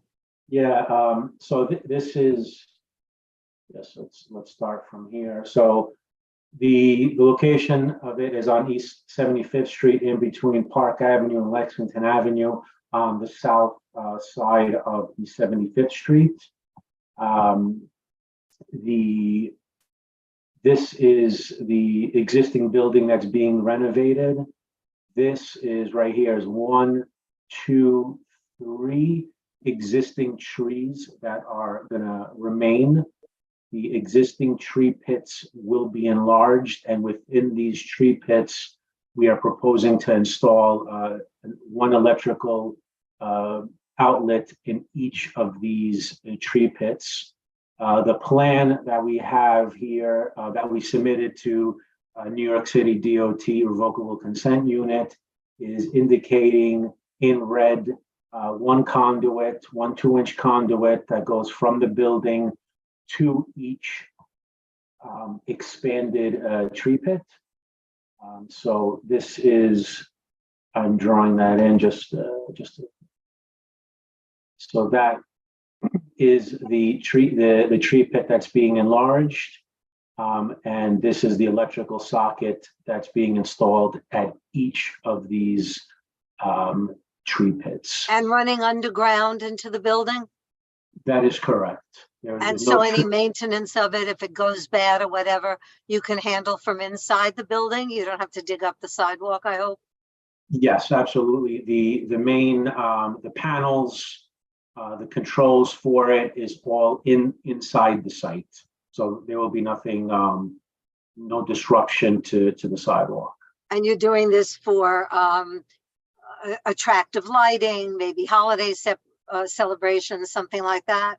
Yes, that is the primary use of it. Okay. All right, thank you. You're welcome. Do we have any other questions here? Let's see here. Okay. Can we have a motion on this? Move Rita? to approve. Oh, okay. Is there a second? Rita, second? Okay. All right. Why don't we take a vote? Do you need to take attendance again? Craig? Yeah, well, I haven't checked to see if anyone dropped off from the last time. Okay.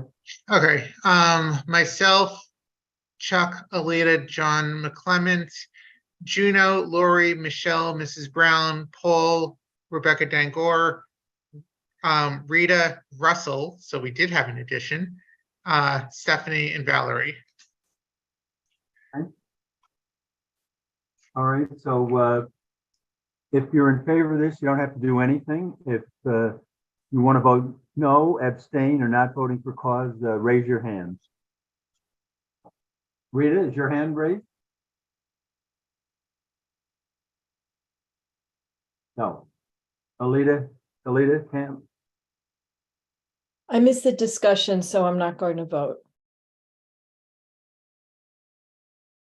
Well, so if you're here, do you want to, I think you need to vote, do something. No, I came, but I'm not voting. Okay, Thank you. She had our coffee cup indicated, so. all right, okay.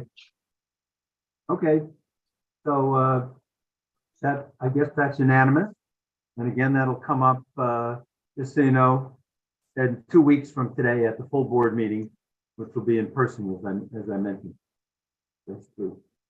Thank you. Thank you very much, everyone, and have a good evening. You too. Okay. Next is item number 5, and I want to see, this says request to add street cleaning regulations across the entirety of Lexington Avenue between 59th and 96. I didn't get the sense that from our last meeting that we were going all the way to 96th Street particularly. I thought the concern was below 90th, and I don't know whether, do we know what's been noticed on this? Kevin, do you know? I'm sorry, I'm not caught up with this. Maybe if Will drops by sometime later, maybe he can give an update. Well, sometime later we may be gone, but anyway. My understanding was when the background for those who may not recall this or weren't part of the board at the time is back in 2019, New York City DOT came to us with the proposal to add the bus lane that is currently in place on Lexington Avenue, and concurrently to change the parking regulations to add to the commercial loading zones that were in effect on Lexington Avenue. And as that change occurred, the prior regulations that I believe existed, I need to just confirm that, that included street cleaning regulations were essentially dropped. And I don't know that it was intentional or if it was just an oversight, but as a result, throughout this corridor, much or possibly all of Lexington between 59th and 96th now no longer has any time set aside for no parking street cleaning regulations. So this is brought to our attention, and this is what essentially the request is. So regardless of what the specific blocks are that are impacted by it, I think what we've talked about in the past as a committee is that we should be ensuring that all blocks do have the ability to allow street cleaners to come through, and that signage should reflect that in order to ensure that that they have that dedicated time, which doesn't exist currently along most of Lexington Avenue. Yeah, I know Andrew Fine, who's here, was he the one that he suggested at one of our last meetings that we put this on the agenda. And I don't know if Andrew wants to comment. I'm not sure.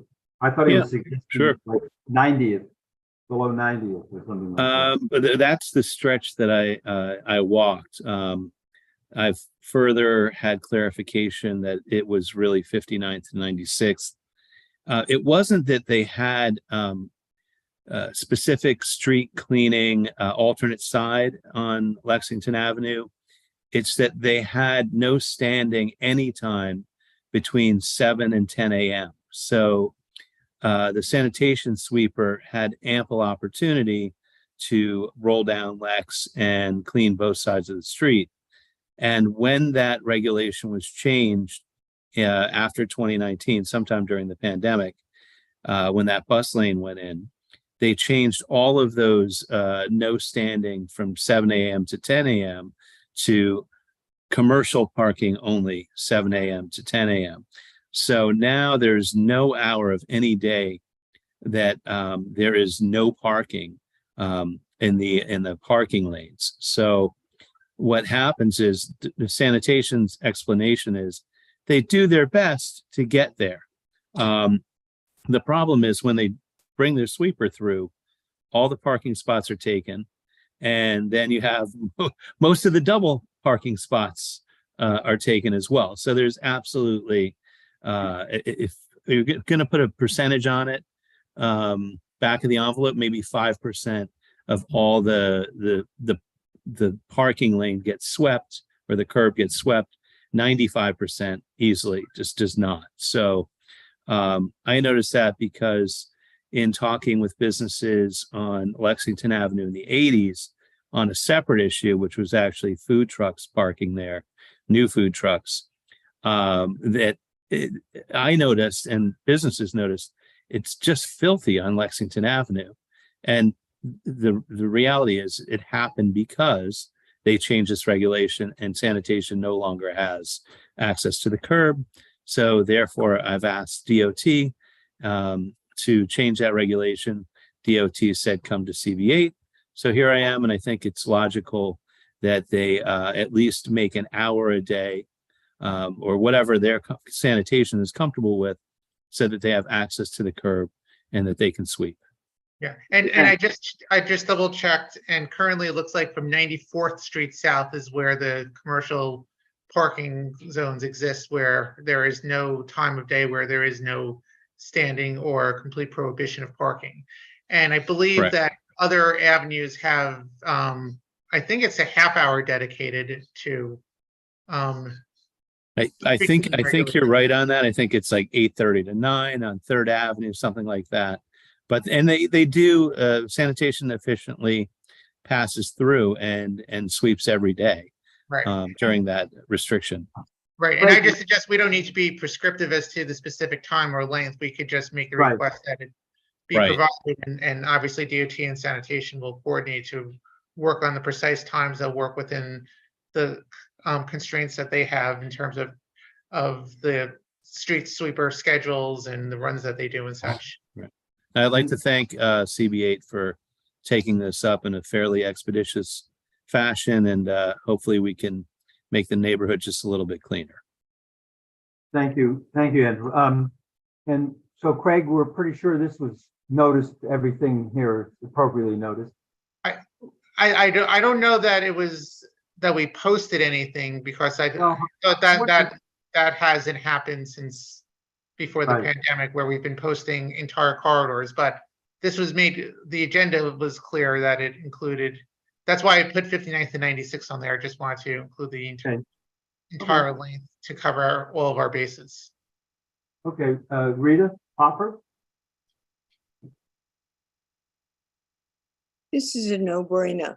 I make a motion to approve the street cleaning on Lexington Avenue between 59th Street and 96th Street, 7 to 9 a.m. I don't know if it's every day or every other day. We can they'll know how to, we'll just specify appropriate street cleaning measures, as what they always do. I don't see how anybody is going to be against street cleaning. Well, I don't know. You can probably find someone against anything here in that board, but I think you're probably right. I'm trying to be positive. Okay, is there a second? I assume there is. Yes, okay. All right. Further discussion. Lita, did you want to say something on this? I do. I'd like to make a friendly amendment limiting the amount of time of street cleaning to 3rd Avenue, because Lexington Avenue is really narrow. There's one moving lane of traffic that just gets completely congested. And I could attest to the truth of Andrew's statement that it is filthy and desperately needs cleaning. But because of the bus lane and the double parked trucks for deliveries, that it's that if they could just limit the amount of time, that might help for everything. Thank you. 30 minutes, is that what you're talking about? Like whatever it is on other avenues. I think someone said 30 minutes on 3rd. Yeah, I think it's 30 minutes. Yeah. Okay. Yes. Okay. Is that Rita, is that okay with you? Yes. Okay. Thank you. You want to take the roll, Craig? See who's still hanging in there? Yes. Okay. All right. It's myself, Chuck, Alita, John McClelland, Juno, Lori, Michelle, Mrs. Brown, Paul, Rebecca, Rita, Russell, Stephanie, Valerie, although Russell may have stepped away. Okay, all right, so let's vote. All those in favor, you don't have to do anything. Anyone opposed or wants to abstain or not vote for cause, please raise your hand. Okay, so that passes unanimously. Okay, good. Hey, All Chuck, right. Chuck, I just wanted to say, it's Colleen. It's 30 minutes. You're absolutely correct. And sanitation will determine the days and the hours based on their schedule in the area, and they will let us know as well, so we can install the signs. Okay, great. Thank you, Colleen. Okay.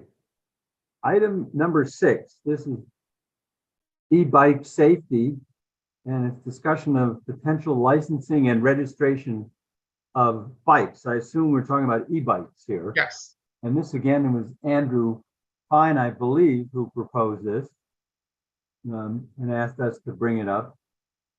And is there anyone who wants to start off this discussion?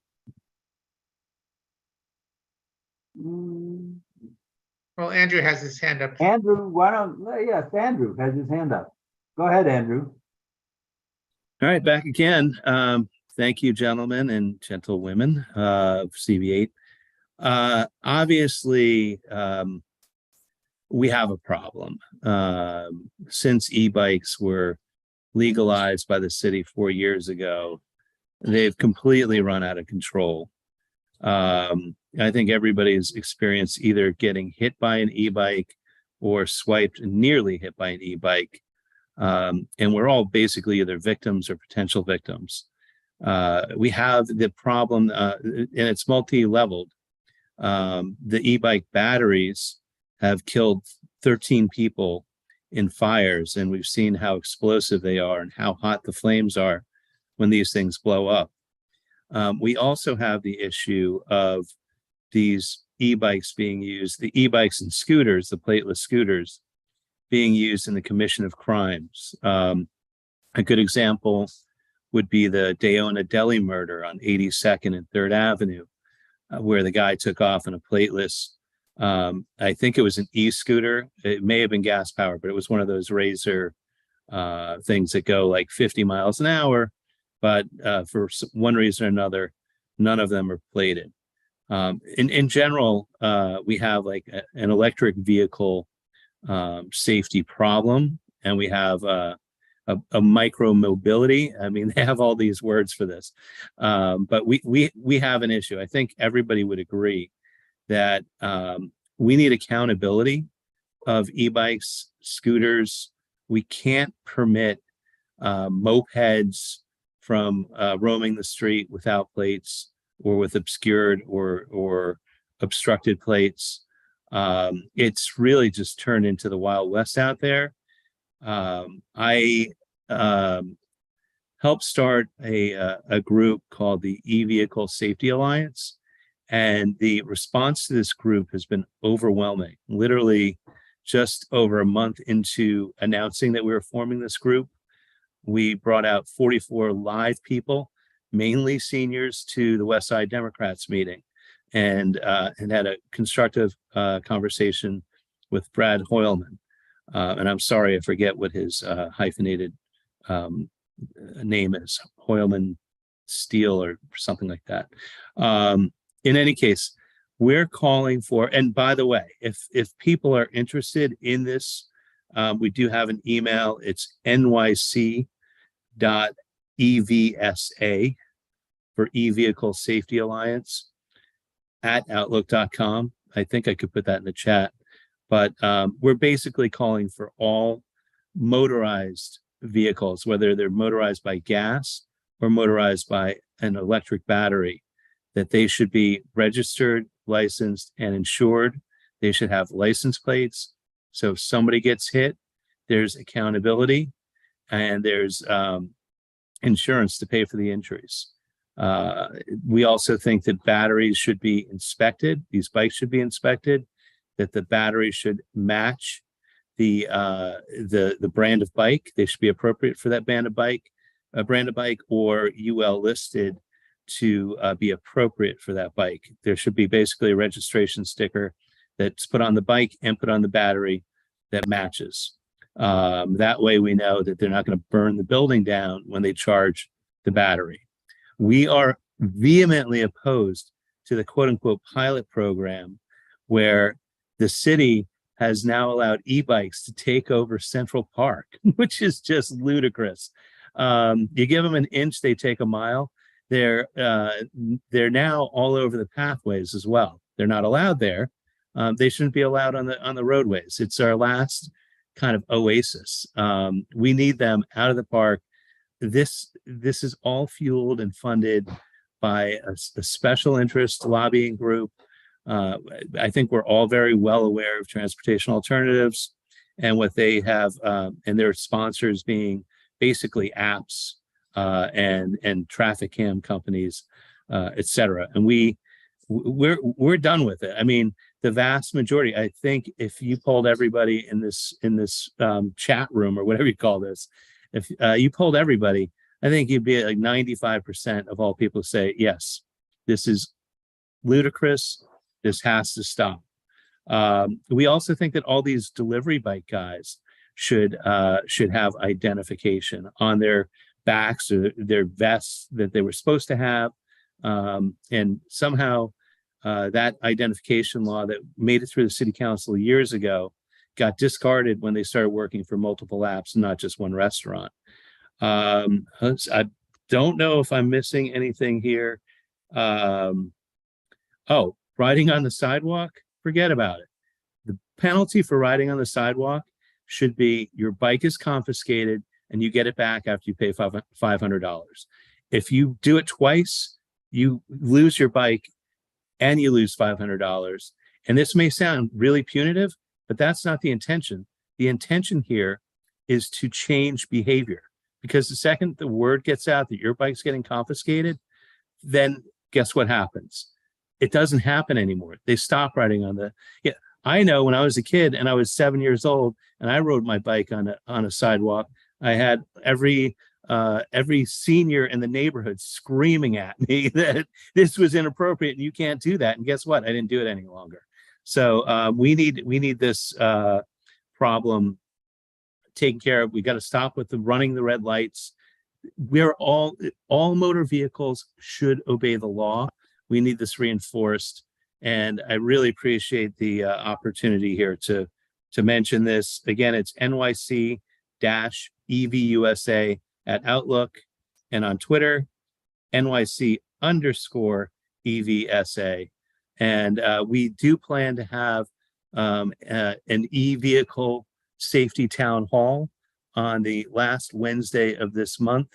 It will include elected officials, the fire department, the police department, so and concerned citizens. We basically need the politicians, rather than listening to the lobby and working on their behalf, to listen to their constituents and get this under control.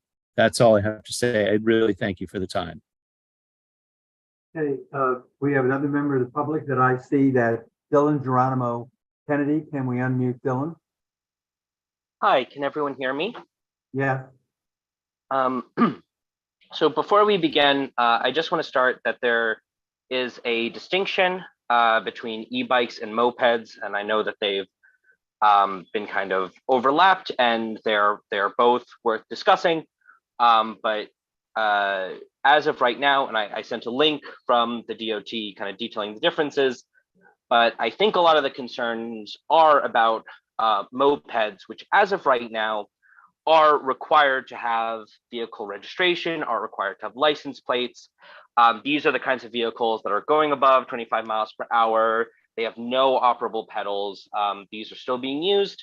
There are risks associated with them, but asking for the kinds of slower e-bikes to have vehicle registration because faster mopeds are frequently violating the rules, I think is kind of conflating things. And I would ask that before we have a resolution on this, we'd want to have a better sense of, well, how many injuries are actually coming from these e-bikes, and specifically e-bikes, with operable pedals that are going at slower speeds, before we support any resolution that dial up the difficulties or make it harder for people to use these vehicles.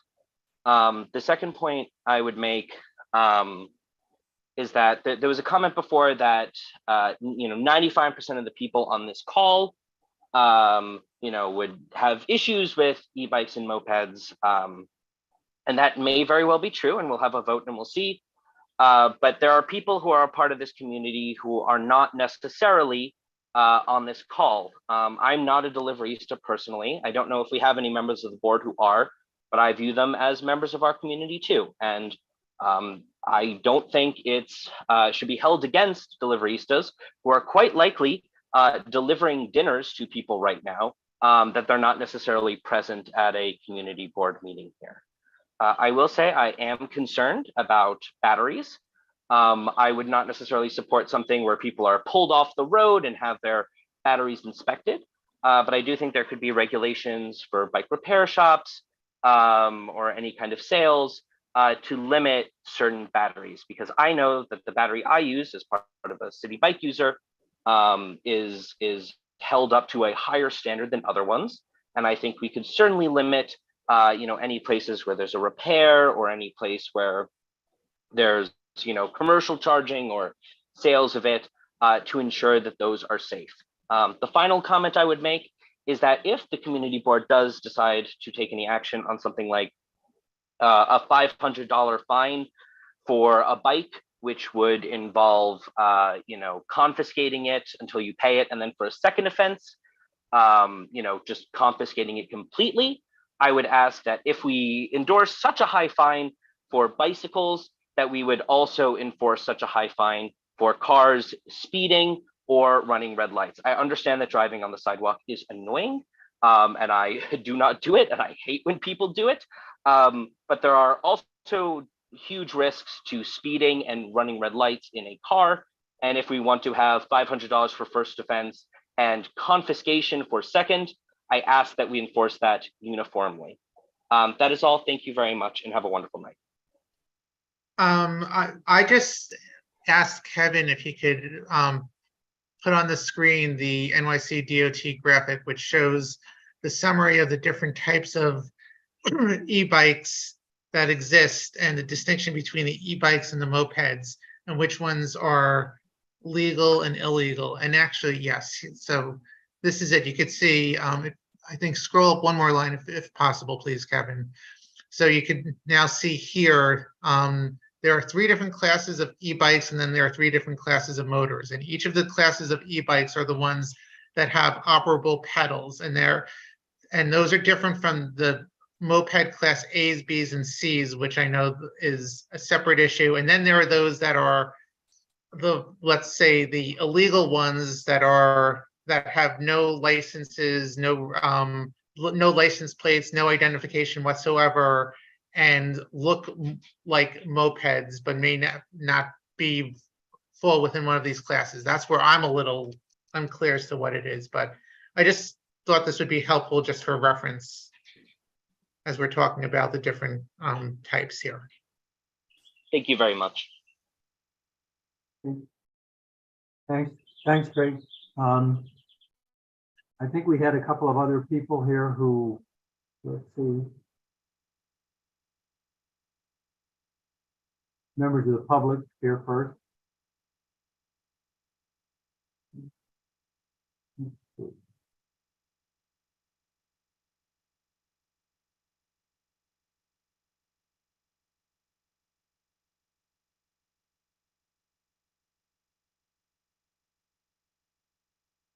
Kevin, there was, who's the members of the public? There was, I can't see now that this chart is blocking me. Oh, okay. So next from the public, we have Brennan Carley. Yes, that's who it was, Brennan Carley. I wanted to call. Why don't we unmute him? Go ahead, Mr. Carley. Hi, yeah, thank you very much. So first, regarding the chart that you put up, they're not actually 3 categories. There are the 2 categories that you showed. There are e-bikes and there are mopeds. what we're experiencing is the mopeds that are unlicensed. They're not a separate category. They're just mopeds that are not following the law. So first, I agree with everything that Dylan said. I think it's really important that we make a distinction between e-bikes and the mopeds.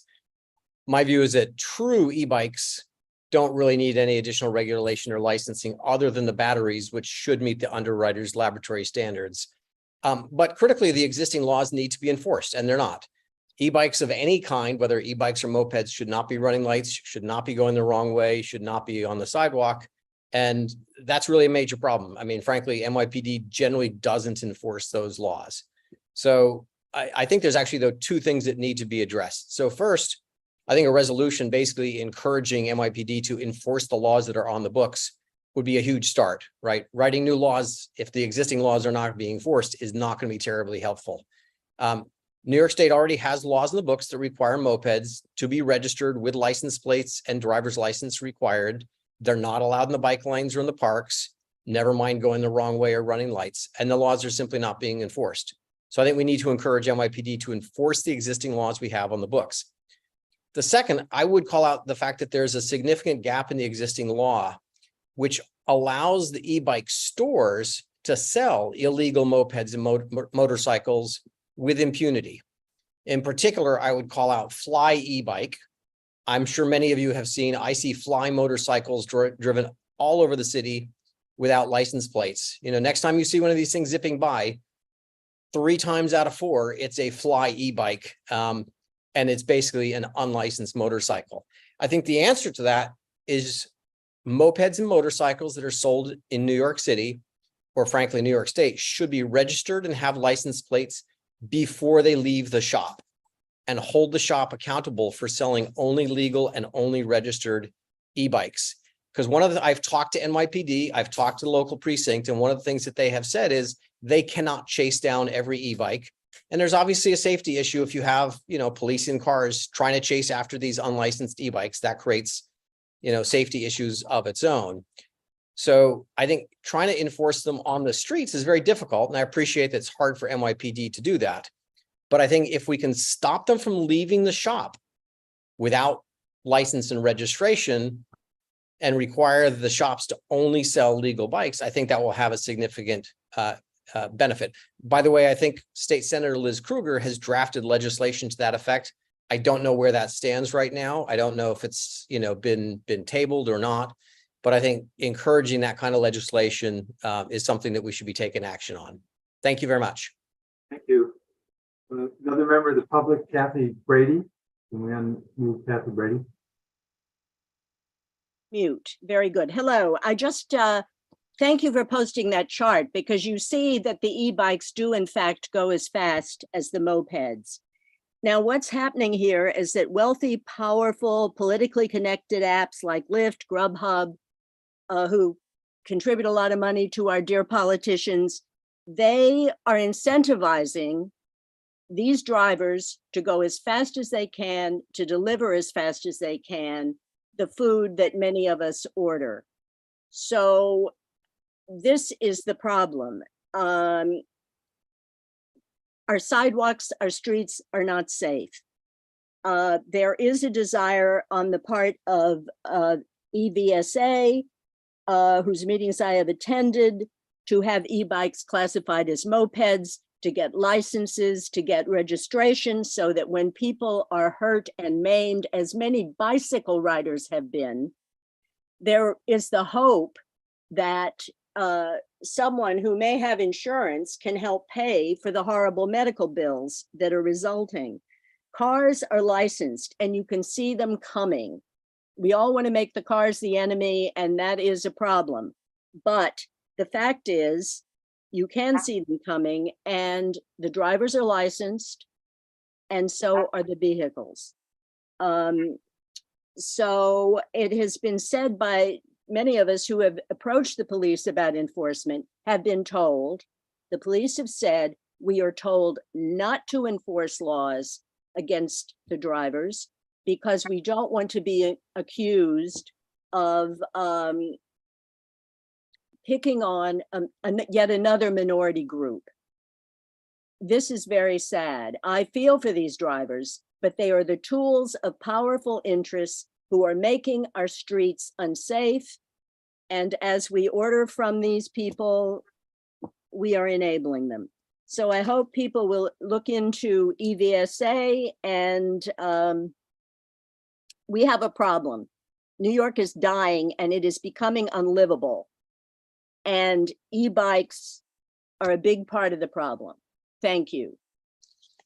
Okay, let's go to the board now, and I want to talk to people who, call on people who haven't spoken on anything before, and we'll get to others. John McClemmon, next. Thank you.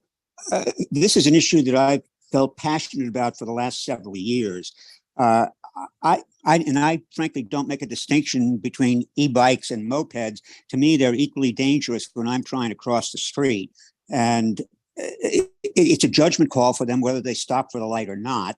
If you say anything to them, they curse at you. They, in many cases, going faster than any of the cars in the car lanes. So I think something really has to be done. And I understand the police say there's nothing they can do. If we put a car out on the corner, people will stop. And the moment the policeman goes away, they're right back. But I think something has to be done here. I mean, I'm a senior citizen. I'm reasonably spry for my age, but I get frightened crossing First Avenue, where the bike lanes are just completely out of control, and it's the same on Second. I think at this point, I'm probably echoing what everyone else has said, but I think something really has to be done about this. Thank you, John. Next, Russell Squire, our board chair. Russell, let's unmute Russell.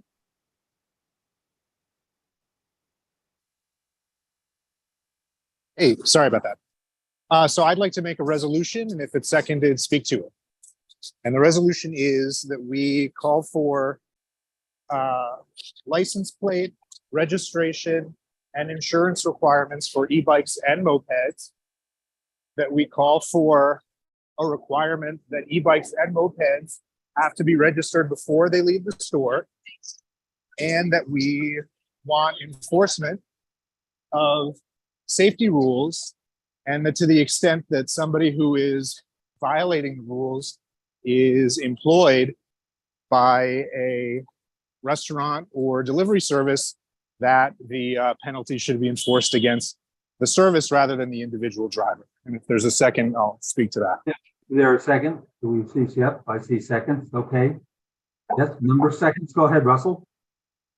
Okay, so first of all, I think people on this call do appreciate the difference between e-bikes and mopeds. And frankly, the concerns that we have seen and heard relate to e-bikes as well in terms of the risks to pedestrians and pedestrian safety.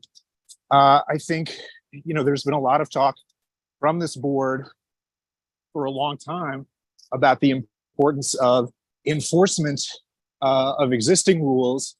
And I frankly don't understand how you can have enforcement without license plates. I mean, I just truthfully, and maybe somebody can explain it to me, don't see any way for any kind of safety enforcement unless you have a license plate, because the police are not going to get into a high-speed chase of somebody on an e-bike who's violating a rule.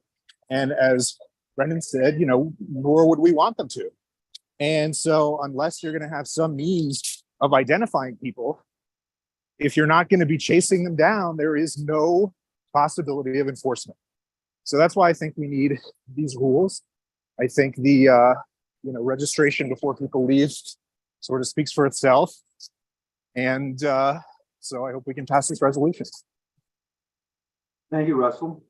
Let me go next to Juno Chawla Singh. Sorry. Go ahead and mute Juno.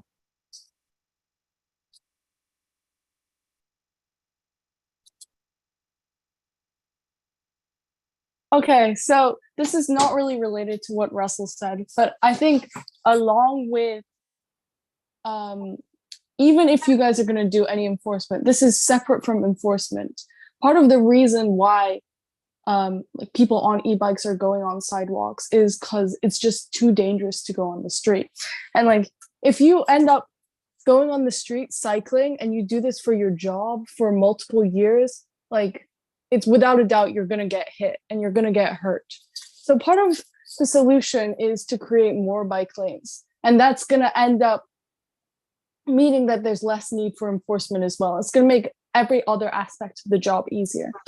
And the other thing that I was going to say is, in regards to speeding, is there anything that the community board can do, like a recommendation or anything that can help, like encourage companies to pay like e-bike deliverers more? Because that will also help prevent any sort of speeding. That's it. Thank you.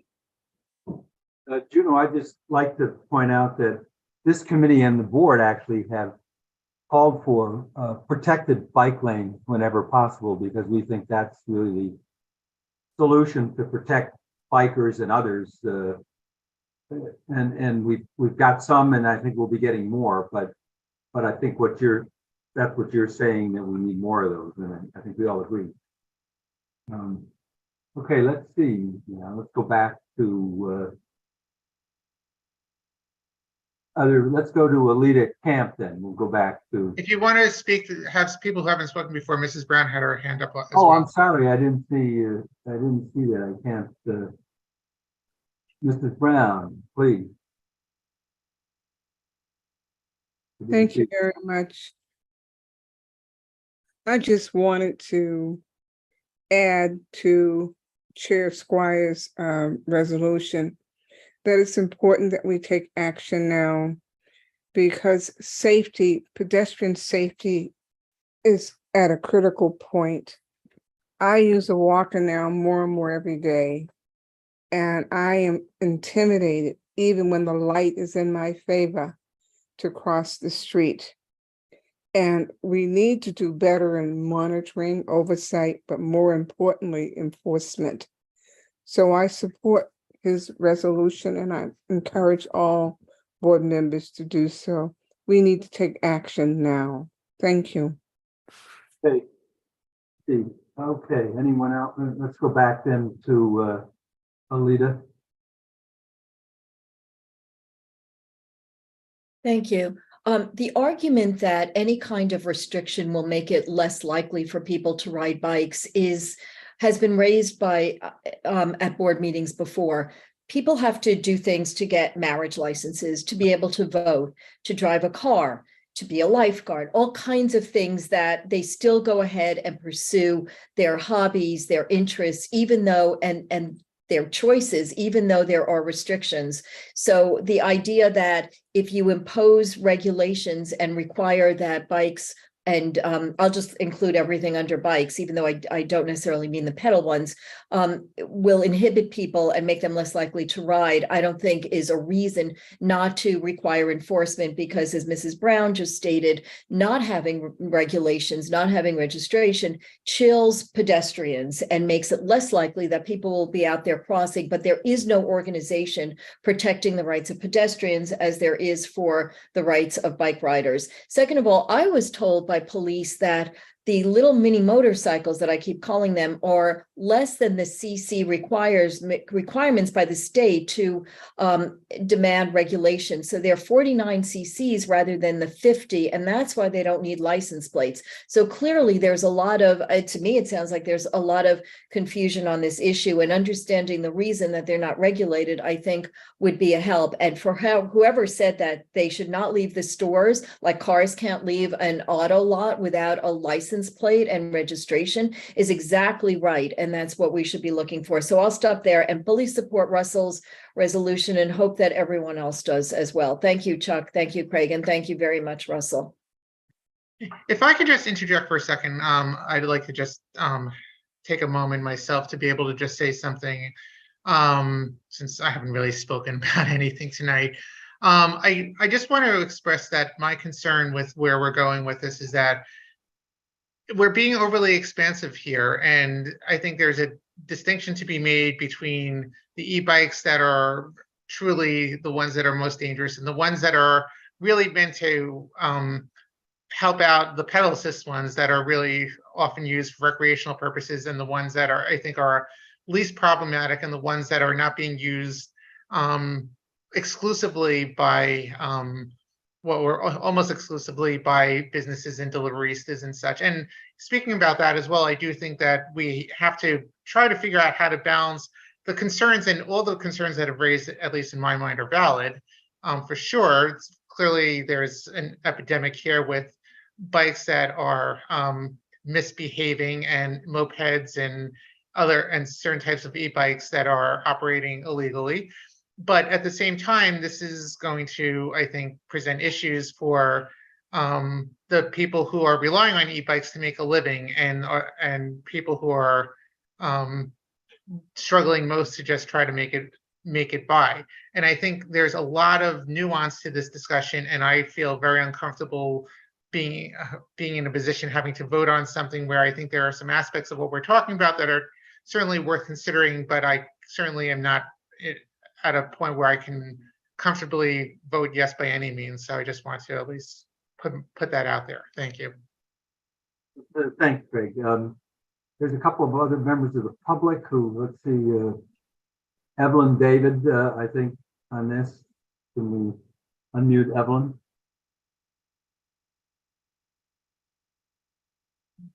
Oh, hi, good evening. Very interesting conversations, all of this. And, you know, if you're walking around New York City, every time I get up in the morning, the bikes are going through the red lights. It's either bikes, moped. I don't even know what they are anymore. Okay.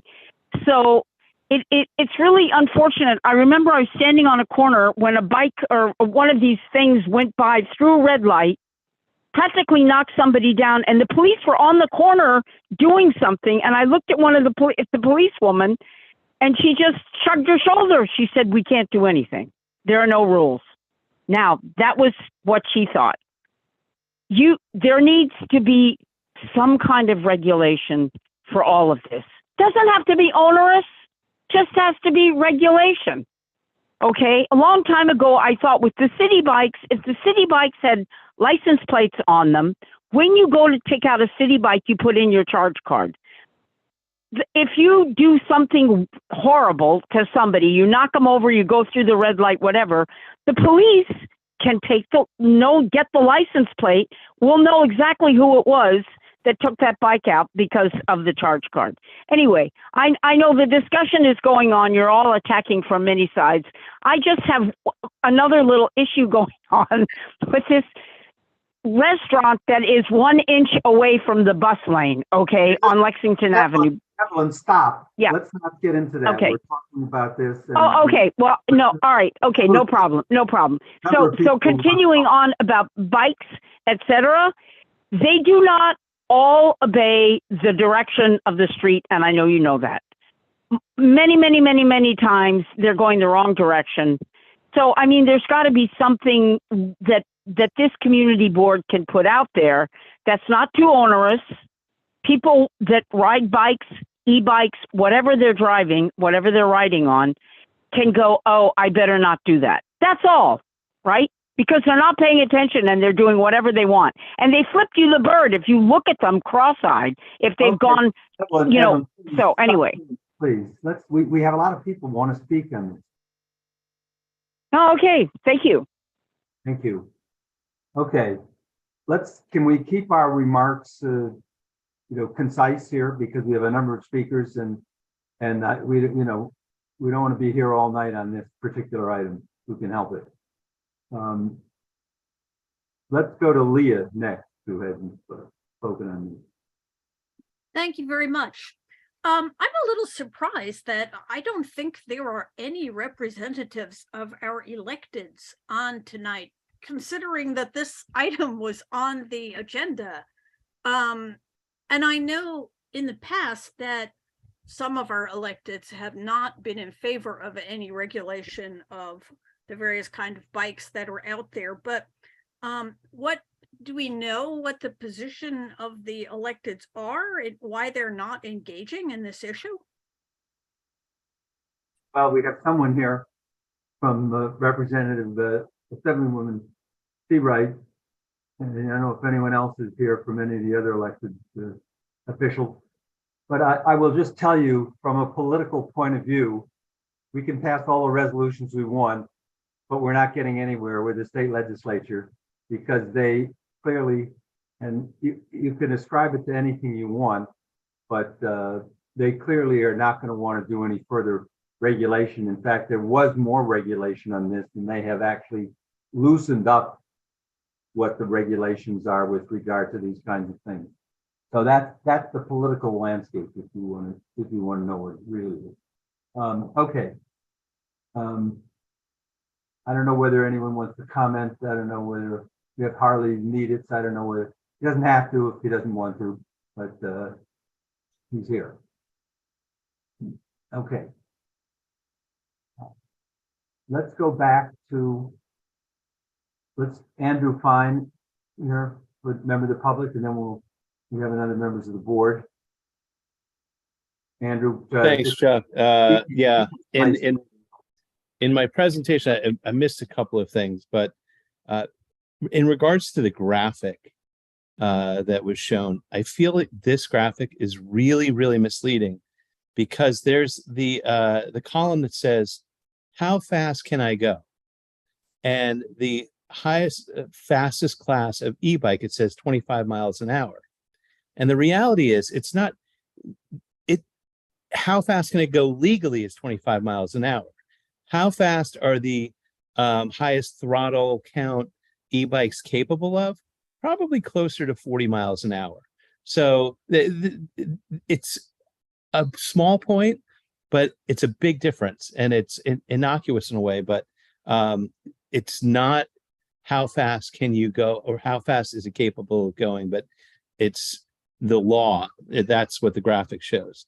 In terms of Keith Powers' idea, sorry, Keith, love you, man, and all that, but the idea that New York City taxpayers should shell out $25 million to buy back batteries from delivery guys when you have a multi-billion dollar food delivery business, several businesses that are bilking small businesses out of up to 30% of their take on every order. Guess what? DoorDash and Seamless and Uber Eats can afford to pay for the batteries that their workers are using. I mean, it's ludicrous that the taxpayer should pick up the business expense of DoorDash, etc. And I should have pointed out in my initial comments that the idea here is that we want e-bikes reclassified as being the same because they're motorized. They should be the same as moped class B, which requires the registration, the license plate, insurance, etc. And to Evelyn's point, city bikes, I have no idea why you don't have a large ID number. I know that on the crossbar, there's a little tiny one that no camera could ever pick up. No camera that you would have in a store or on a lamppost. You need a very large prominent number on the front and the back of every e-bike so that you can identify when an e-bike, and you have some real clueless people riding around on these things. But I've seen these crashes all the time. They stop, they hit somebody, they stop, they're like, are you okay? The person's laying like bleeding, and then they say, I gotta go, and just split. So it's really all about accountability. We want accountability for these people. We want them to stop running the red lights, et cetera. I won't go on and on and on. But, and by the way, I've had several discussions with the 19th on this. They have a basement full of various mopeds, ATVs, e-bikes, you name it. And it's like shooting fish in a barrel. We really have to get this under control. And to that point that you can't do it without a license plate or without an ID, that's 100% right. And that's why I think e-bikes, city bikes, etc., should have identifying plates. And not to mention delivery guys, they should have helmets on. I mean, come on. I mean, it makes no sense that they don't have helmets. And then when they die in an accident without a helmet, helmets prevent what 60% of all head injuries that are fatal. I mean, it's a no-brainer. So anyway, I really appreciate Russell's resolution. I would add that we need to get them out of Central Park. That's ludicrous as well. And I'm sure Valerie and Michelle have some other ideas to add along, but I appreciate the time again, and thank you for taking this up.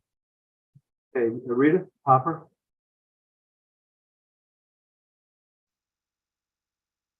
I agree with everything that's going on. I have tried to even cross avenues where cars can turn but e-bikes turn. I'd like to call the question. Rita, you can't, you were talking and you can't make a motion. So you can't make that motion right Call now. the question, please. Well, We know where we stand. I understand. No, I understand. I'd like you to call the question, but if you want to call the question, you can't make a statement and then call Sorry, I screwed up. the question. I mean, I guess the parliamentary procedure rules didn't quite say. But anyway, Valerie? We hear from Billy. He raised his hand and he hasn't spoken yet. Oh, Billy. Oh, okay.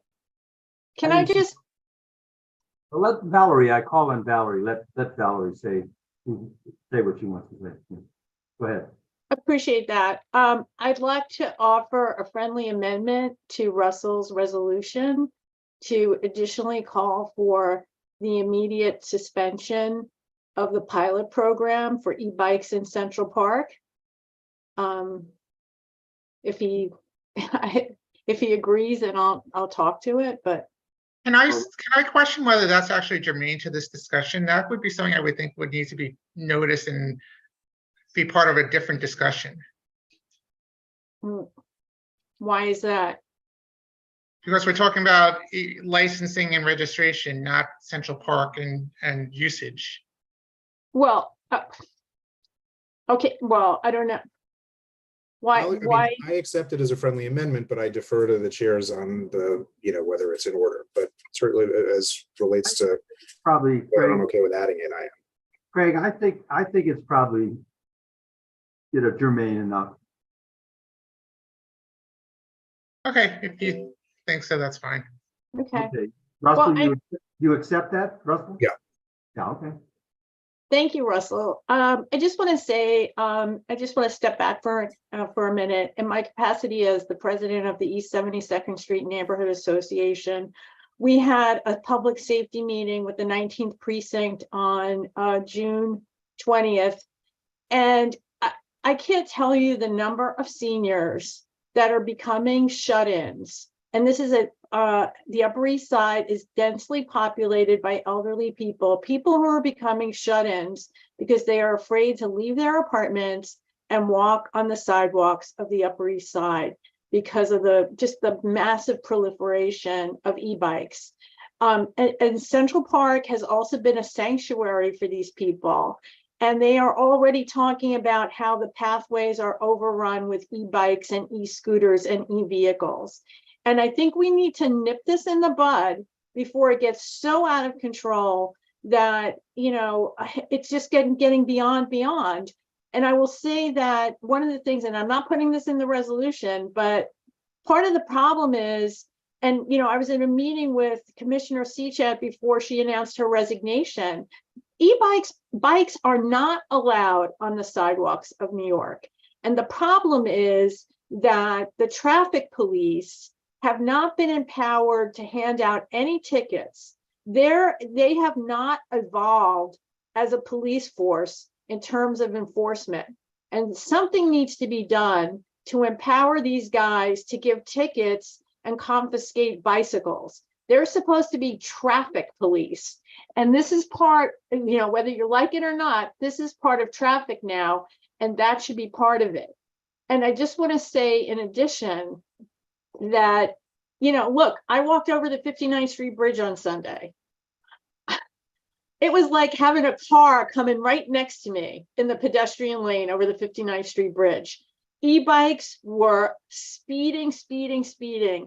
And just like a car, to echo Andrew's point, just like a car, those things are coming right at you. They're in the pedestrian lane. There's nobody up there to enforce it.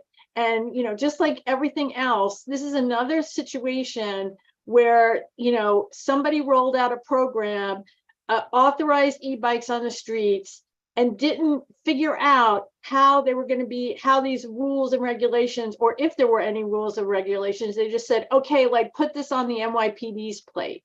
So, I mean, it's just insane to think that the enforcement can come that way. I actually think that City Bike can do a lot to enforce their own biking. They have GPS on these bikes. They can be seeing that people are going the wrong way down a street. If they know that, there should be rules that they revoke that person's ability to use City Bike. Say what you will about cars, but there aren't that many cars going the wrong way down a one-way street. On 2nd Avenue, Saturday morning, 3 e-bikes in the space of 15 minutes were going the wrong way up the bike lane on 2nd Avenue when we have a 1st Avenue bike lane. I don't know what else to do. We need to be cognizant of that. And that's all I'm going to say. And I thank you for accepting the friendly amendment. All right. Go to Billy Frieden. Billy hasn't spoken yet. Go ahead, Billy. Good evening, everyone. So at the risk of maybe I've misunderstood the resolution, if this is applying to e-bikes broadly, and if it's conflating mopeds, class 2, class 3 e-bikes with the e-bikes, that are required to, your sort of typical pedal assist e-bike, your city bike, I can't support this for a few reasons. One being, by the way, yeah, it is. Billy. Yeah, that's my understanding. So one being that, as a practical matter, I don't think you're ever going to see, license plates and license requirements on your standard pedal assist e-bike. And if we want to actually have an influence as a board, I would focus on mopeds, which, by the way, the law already says you need a plate. There are already requirements. The focus should be on how do you get enforcement there. And I've always felt the burden should be on the businesses, not just the restaurants, but in the case where you have Seamless and Grubhub and so forth, they ought to be responsible for the conduct of their employees and contractors. That's where you're going to make a difference, in my view. And if you do a broad sweeping proposal to license and register every e-bike, A, I don't think it's going to pack a punch. B, let's say it did, and let's say you got it in place, what you're going to end up having is dramatically reduced use of e-bikes. And maybe for some folks, that's a desirable outcome. In my view, when we're trying to get more micromobility, more people out of cars, more people on different modes of transportation, I don't think that's the right approach. So what I would support, so I'm not going to vote for this resolution as written. What I would support is a different resolution, if someone wants to propose it, that would focus on businesses and their obligations, focus on mopeds. And also, if you want to talk City Bike, I have no principled objection to the idea that City Bike and Lyft ought to have a more obvious designator on their bikes so that if you were caught on camera, operating it the wrong way, you could more readily identify somebody. That seems like the burden falls on a large corporation like Lyft. I've got no principled objection to that.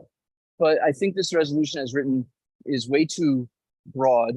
And I guess the last thing I want to say is I hear what everyone's saying about, look, cars have, other requirements and already licensing requirements, and we have speed cameras. I can't tell you how many times I see a car take an illegal turn or run a red. It happens constantly where I'm walking around, just right now here on 3rd Avenue. I see it all the time. And not every intersection has a light. Not every violation is enforced. And cars are killing and injuring far more people in our city than e-bikes. So just as a matter of kind of principle, I want to say, I think we're wrong when we kind of maybe conflate cars and e-bikes. I think cars are the far more serious danger on our streets. But we're here to talk about e-bikes, and I just would really urge a more tailored resolution. And unless we have a more tailored resolution, I would urge you all to vote against this one so that we can actually do something that, in my view, would make a greater difference. So thank you for listening. And again, I apologize if I've in any way misstated the resolution, but that's how I understand it. Thank you. Let's go to Lori Boros. She hasn't spoken on this.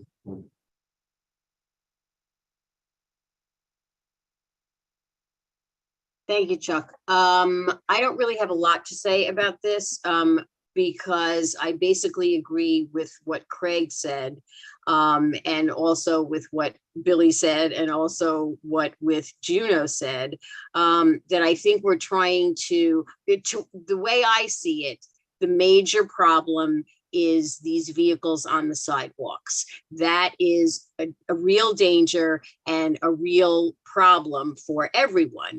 And I'm just not sure what we can do about that, because I don't think that the police department is going to do anything about it unless they are instructed to do something about it. And it's been really clear to me from the beginning that the police, for whatever reason, are not interested in enforcement of these vehicles. So I don't really have an answer other than I would like to see maybe some sort of like public advertising campaign or something on, I don't know, like, I don't really know. I don't have an answer, I have to admit, but I just think that we should not be going on in this global, like, let's get the delivery people, let's get the, because it's very, very different.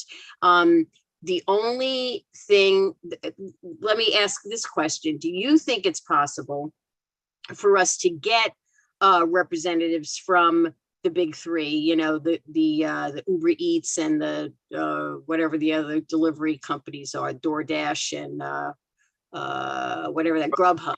Could we invite them to a meeting and read them the riot act? Because they're, you know, they're the ones who would, you know, suffer from the when people do bad things, and they would be the people who are really responsible for enforcing how these vehicles behave. So that's all I'm going to say. I am not going to vote for this resolution because I think it's too global. And I appreciate the fact that we need to find some sort of an answer to this, but I don't think we're going about it the right way. Thank you. Okay. Now we still have some people who want to speak. Well, Paul, let's go to Paul quickly, who hasn't spoken on this. Paul? Thank you. I'll make it brief. 2 comments about the, it seems to be most of this discussions about delivery bicycles. First comment is to everyone, hand on heart, you know, people, a lot of people on this call order seamless and everything else like that. We are the demand for this stuff, so we've got to understand that. But also I think this this idea is to have some sort of regulation. There already exists something in the DOT rules about delivery cyclists. I've got it printed out here from the DOT website. First of all, any of these delivery people have to take a safety course, which there's got to be a roster of the people who've taken it by the business. The business must register all sorts of details about the people that they are employing, including name, address, residence address, date of employment, discharge from employment, a unique 3-digit ID number, which must be on the front and back of the bike. I don't see much of this happening, but we have rules for this stuff already. They need to be enforced. So I don't know why we're reinventing the wheel. That's all I have to say. Thank you, Paul. Okay, we have some other speakers, but let's see if we can be concise here. Michelle, go ahead. Yeah, I thank Russell for his resolution, and this is a topic on which I have spoken for the past 10 years. We gave a lot to the cycling community, electric and regular bikes and whatever. We built an entire infrastructure for them. We took up our roads for them. They have given us nothing in return. And every time any kind of constraint is mentioned, it is poo-pooed and that somehow you're restricting their freedom. I'm frankly sick and tired of what we call the nuance. The issue is electric cycling, you cannot enforce if you have no means of identification. And there is movement on the state level to ask for this in both the Senate and the Assembly. I have been working with Rebecca Seawright for years and years. One of the issues with electric bikes is that you can actually order online a generic electric component that you can attach to any bicycle. And to the extent that you could have a state law prohibiting that, you could put on that packaging that it cannot be sold in certain states and inhibit it being sold. Also, to get this passed on the state level, you can qualify it to cities by size. A lot of opposition to it is in upstate New York, where you have more small towns where they have bike riding, electric and otherwise, but they don't have the issue that a city of over 1 million in population has. And you can put that in a resolution, and you can tailor that resolution so that it applies to big cities. So it's not true that there's no appetite for this. There may not be an appetite for it in Poughkeepsie, but there is an appetite for it in large cities in New York. And frankly, if you don't have a rider that has accountability, that has liability, and where you can identify them, you cannot expect any enforcing entity or agency to see an infraction and go running down the street by foot to try to catch up, or take a car and go speeding through streets to try to catch up with somebody. You have to have laws when it comes to lights and how far reaching those lights should be when it comes to noise. These bikes are completely, you cannot hear them, and the lights that they have on them, there's no requirement to throw that lighting image enough distance where a pedestrian a block away would see it. You can have a light, but you could have the teeniest little light which tells nobody anything. So there's absolutely a way to get this done. I'm sick of the cycling community opposing it. They don't want any restriction on their own behavior. And don't talk to me about cars, because cars carry more than one person, and they do many different deeds than cyclists do, which are restricted to the young and or able-bodied. So we turned this city upside down for you, and all we're asking for is a little accountability. And I would love to see those that are members of groups to support this effort. So I heartily applaud this resolution and hope we can get it done. Thank you. Okay, thank you. Okay, let's have Dylan Geronimo Kennedy. Hi, I just wanted to speak that I think there was a earlier comment from the gentleman immediately after I spoke, who shared about why we should, have these emphasis on the business of license and registration before they leave the shop and e-bike things. I think that keeping it targeted on mopeds makes sense, because we've been discussing both enforcement of existing rules and including that with extending new rules to vehicles which do not have them. I think it would make sense to split those into two resolutions, because one is changing the rules and one is ideas for enforcement. And I think that I would certainly support the one enforcement of existing rules, getting that on businesses, forcing the business to ensure that all of their sales are compliant, but then have a separate resolution for adding new rules and new requirements, because I think that those two things are separate and should be handled differently. And I think we've heard a lot of people who would support the enforcement side of things of existing rules, but not, but a lot of those people would not support adding new rules, and combining them in one resolution to me seems to conflate it in an unnecessary way. Thank you. Lily Freeland.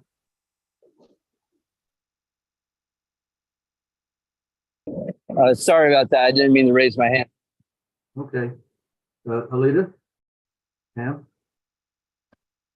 Thank you. I just want to note that a couple of weeks ago, and I don't know what any updates are, but a 6-year-old boy in that, I think Garvey Park, whatever the name of it is, up in East Harlem, was critically injured by a speeding delivery bike that had no registration and no way of tracking it. So for that family, how does wanting people to use bikes, and I'm in favor of people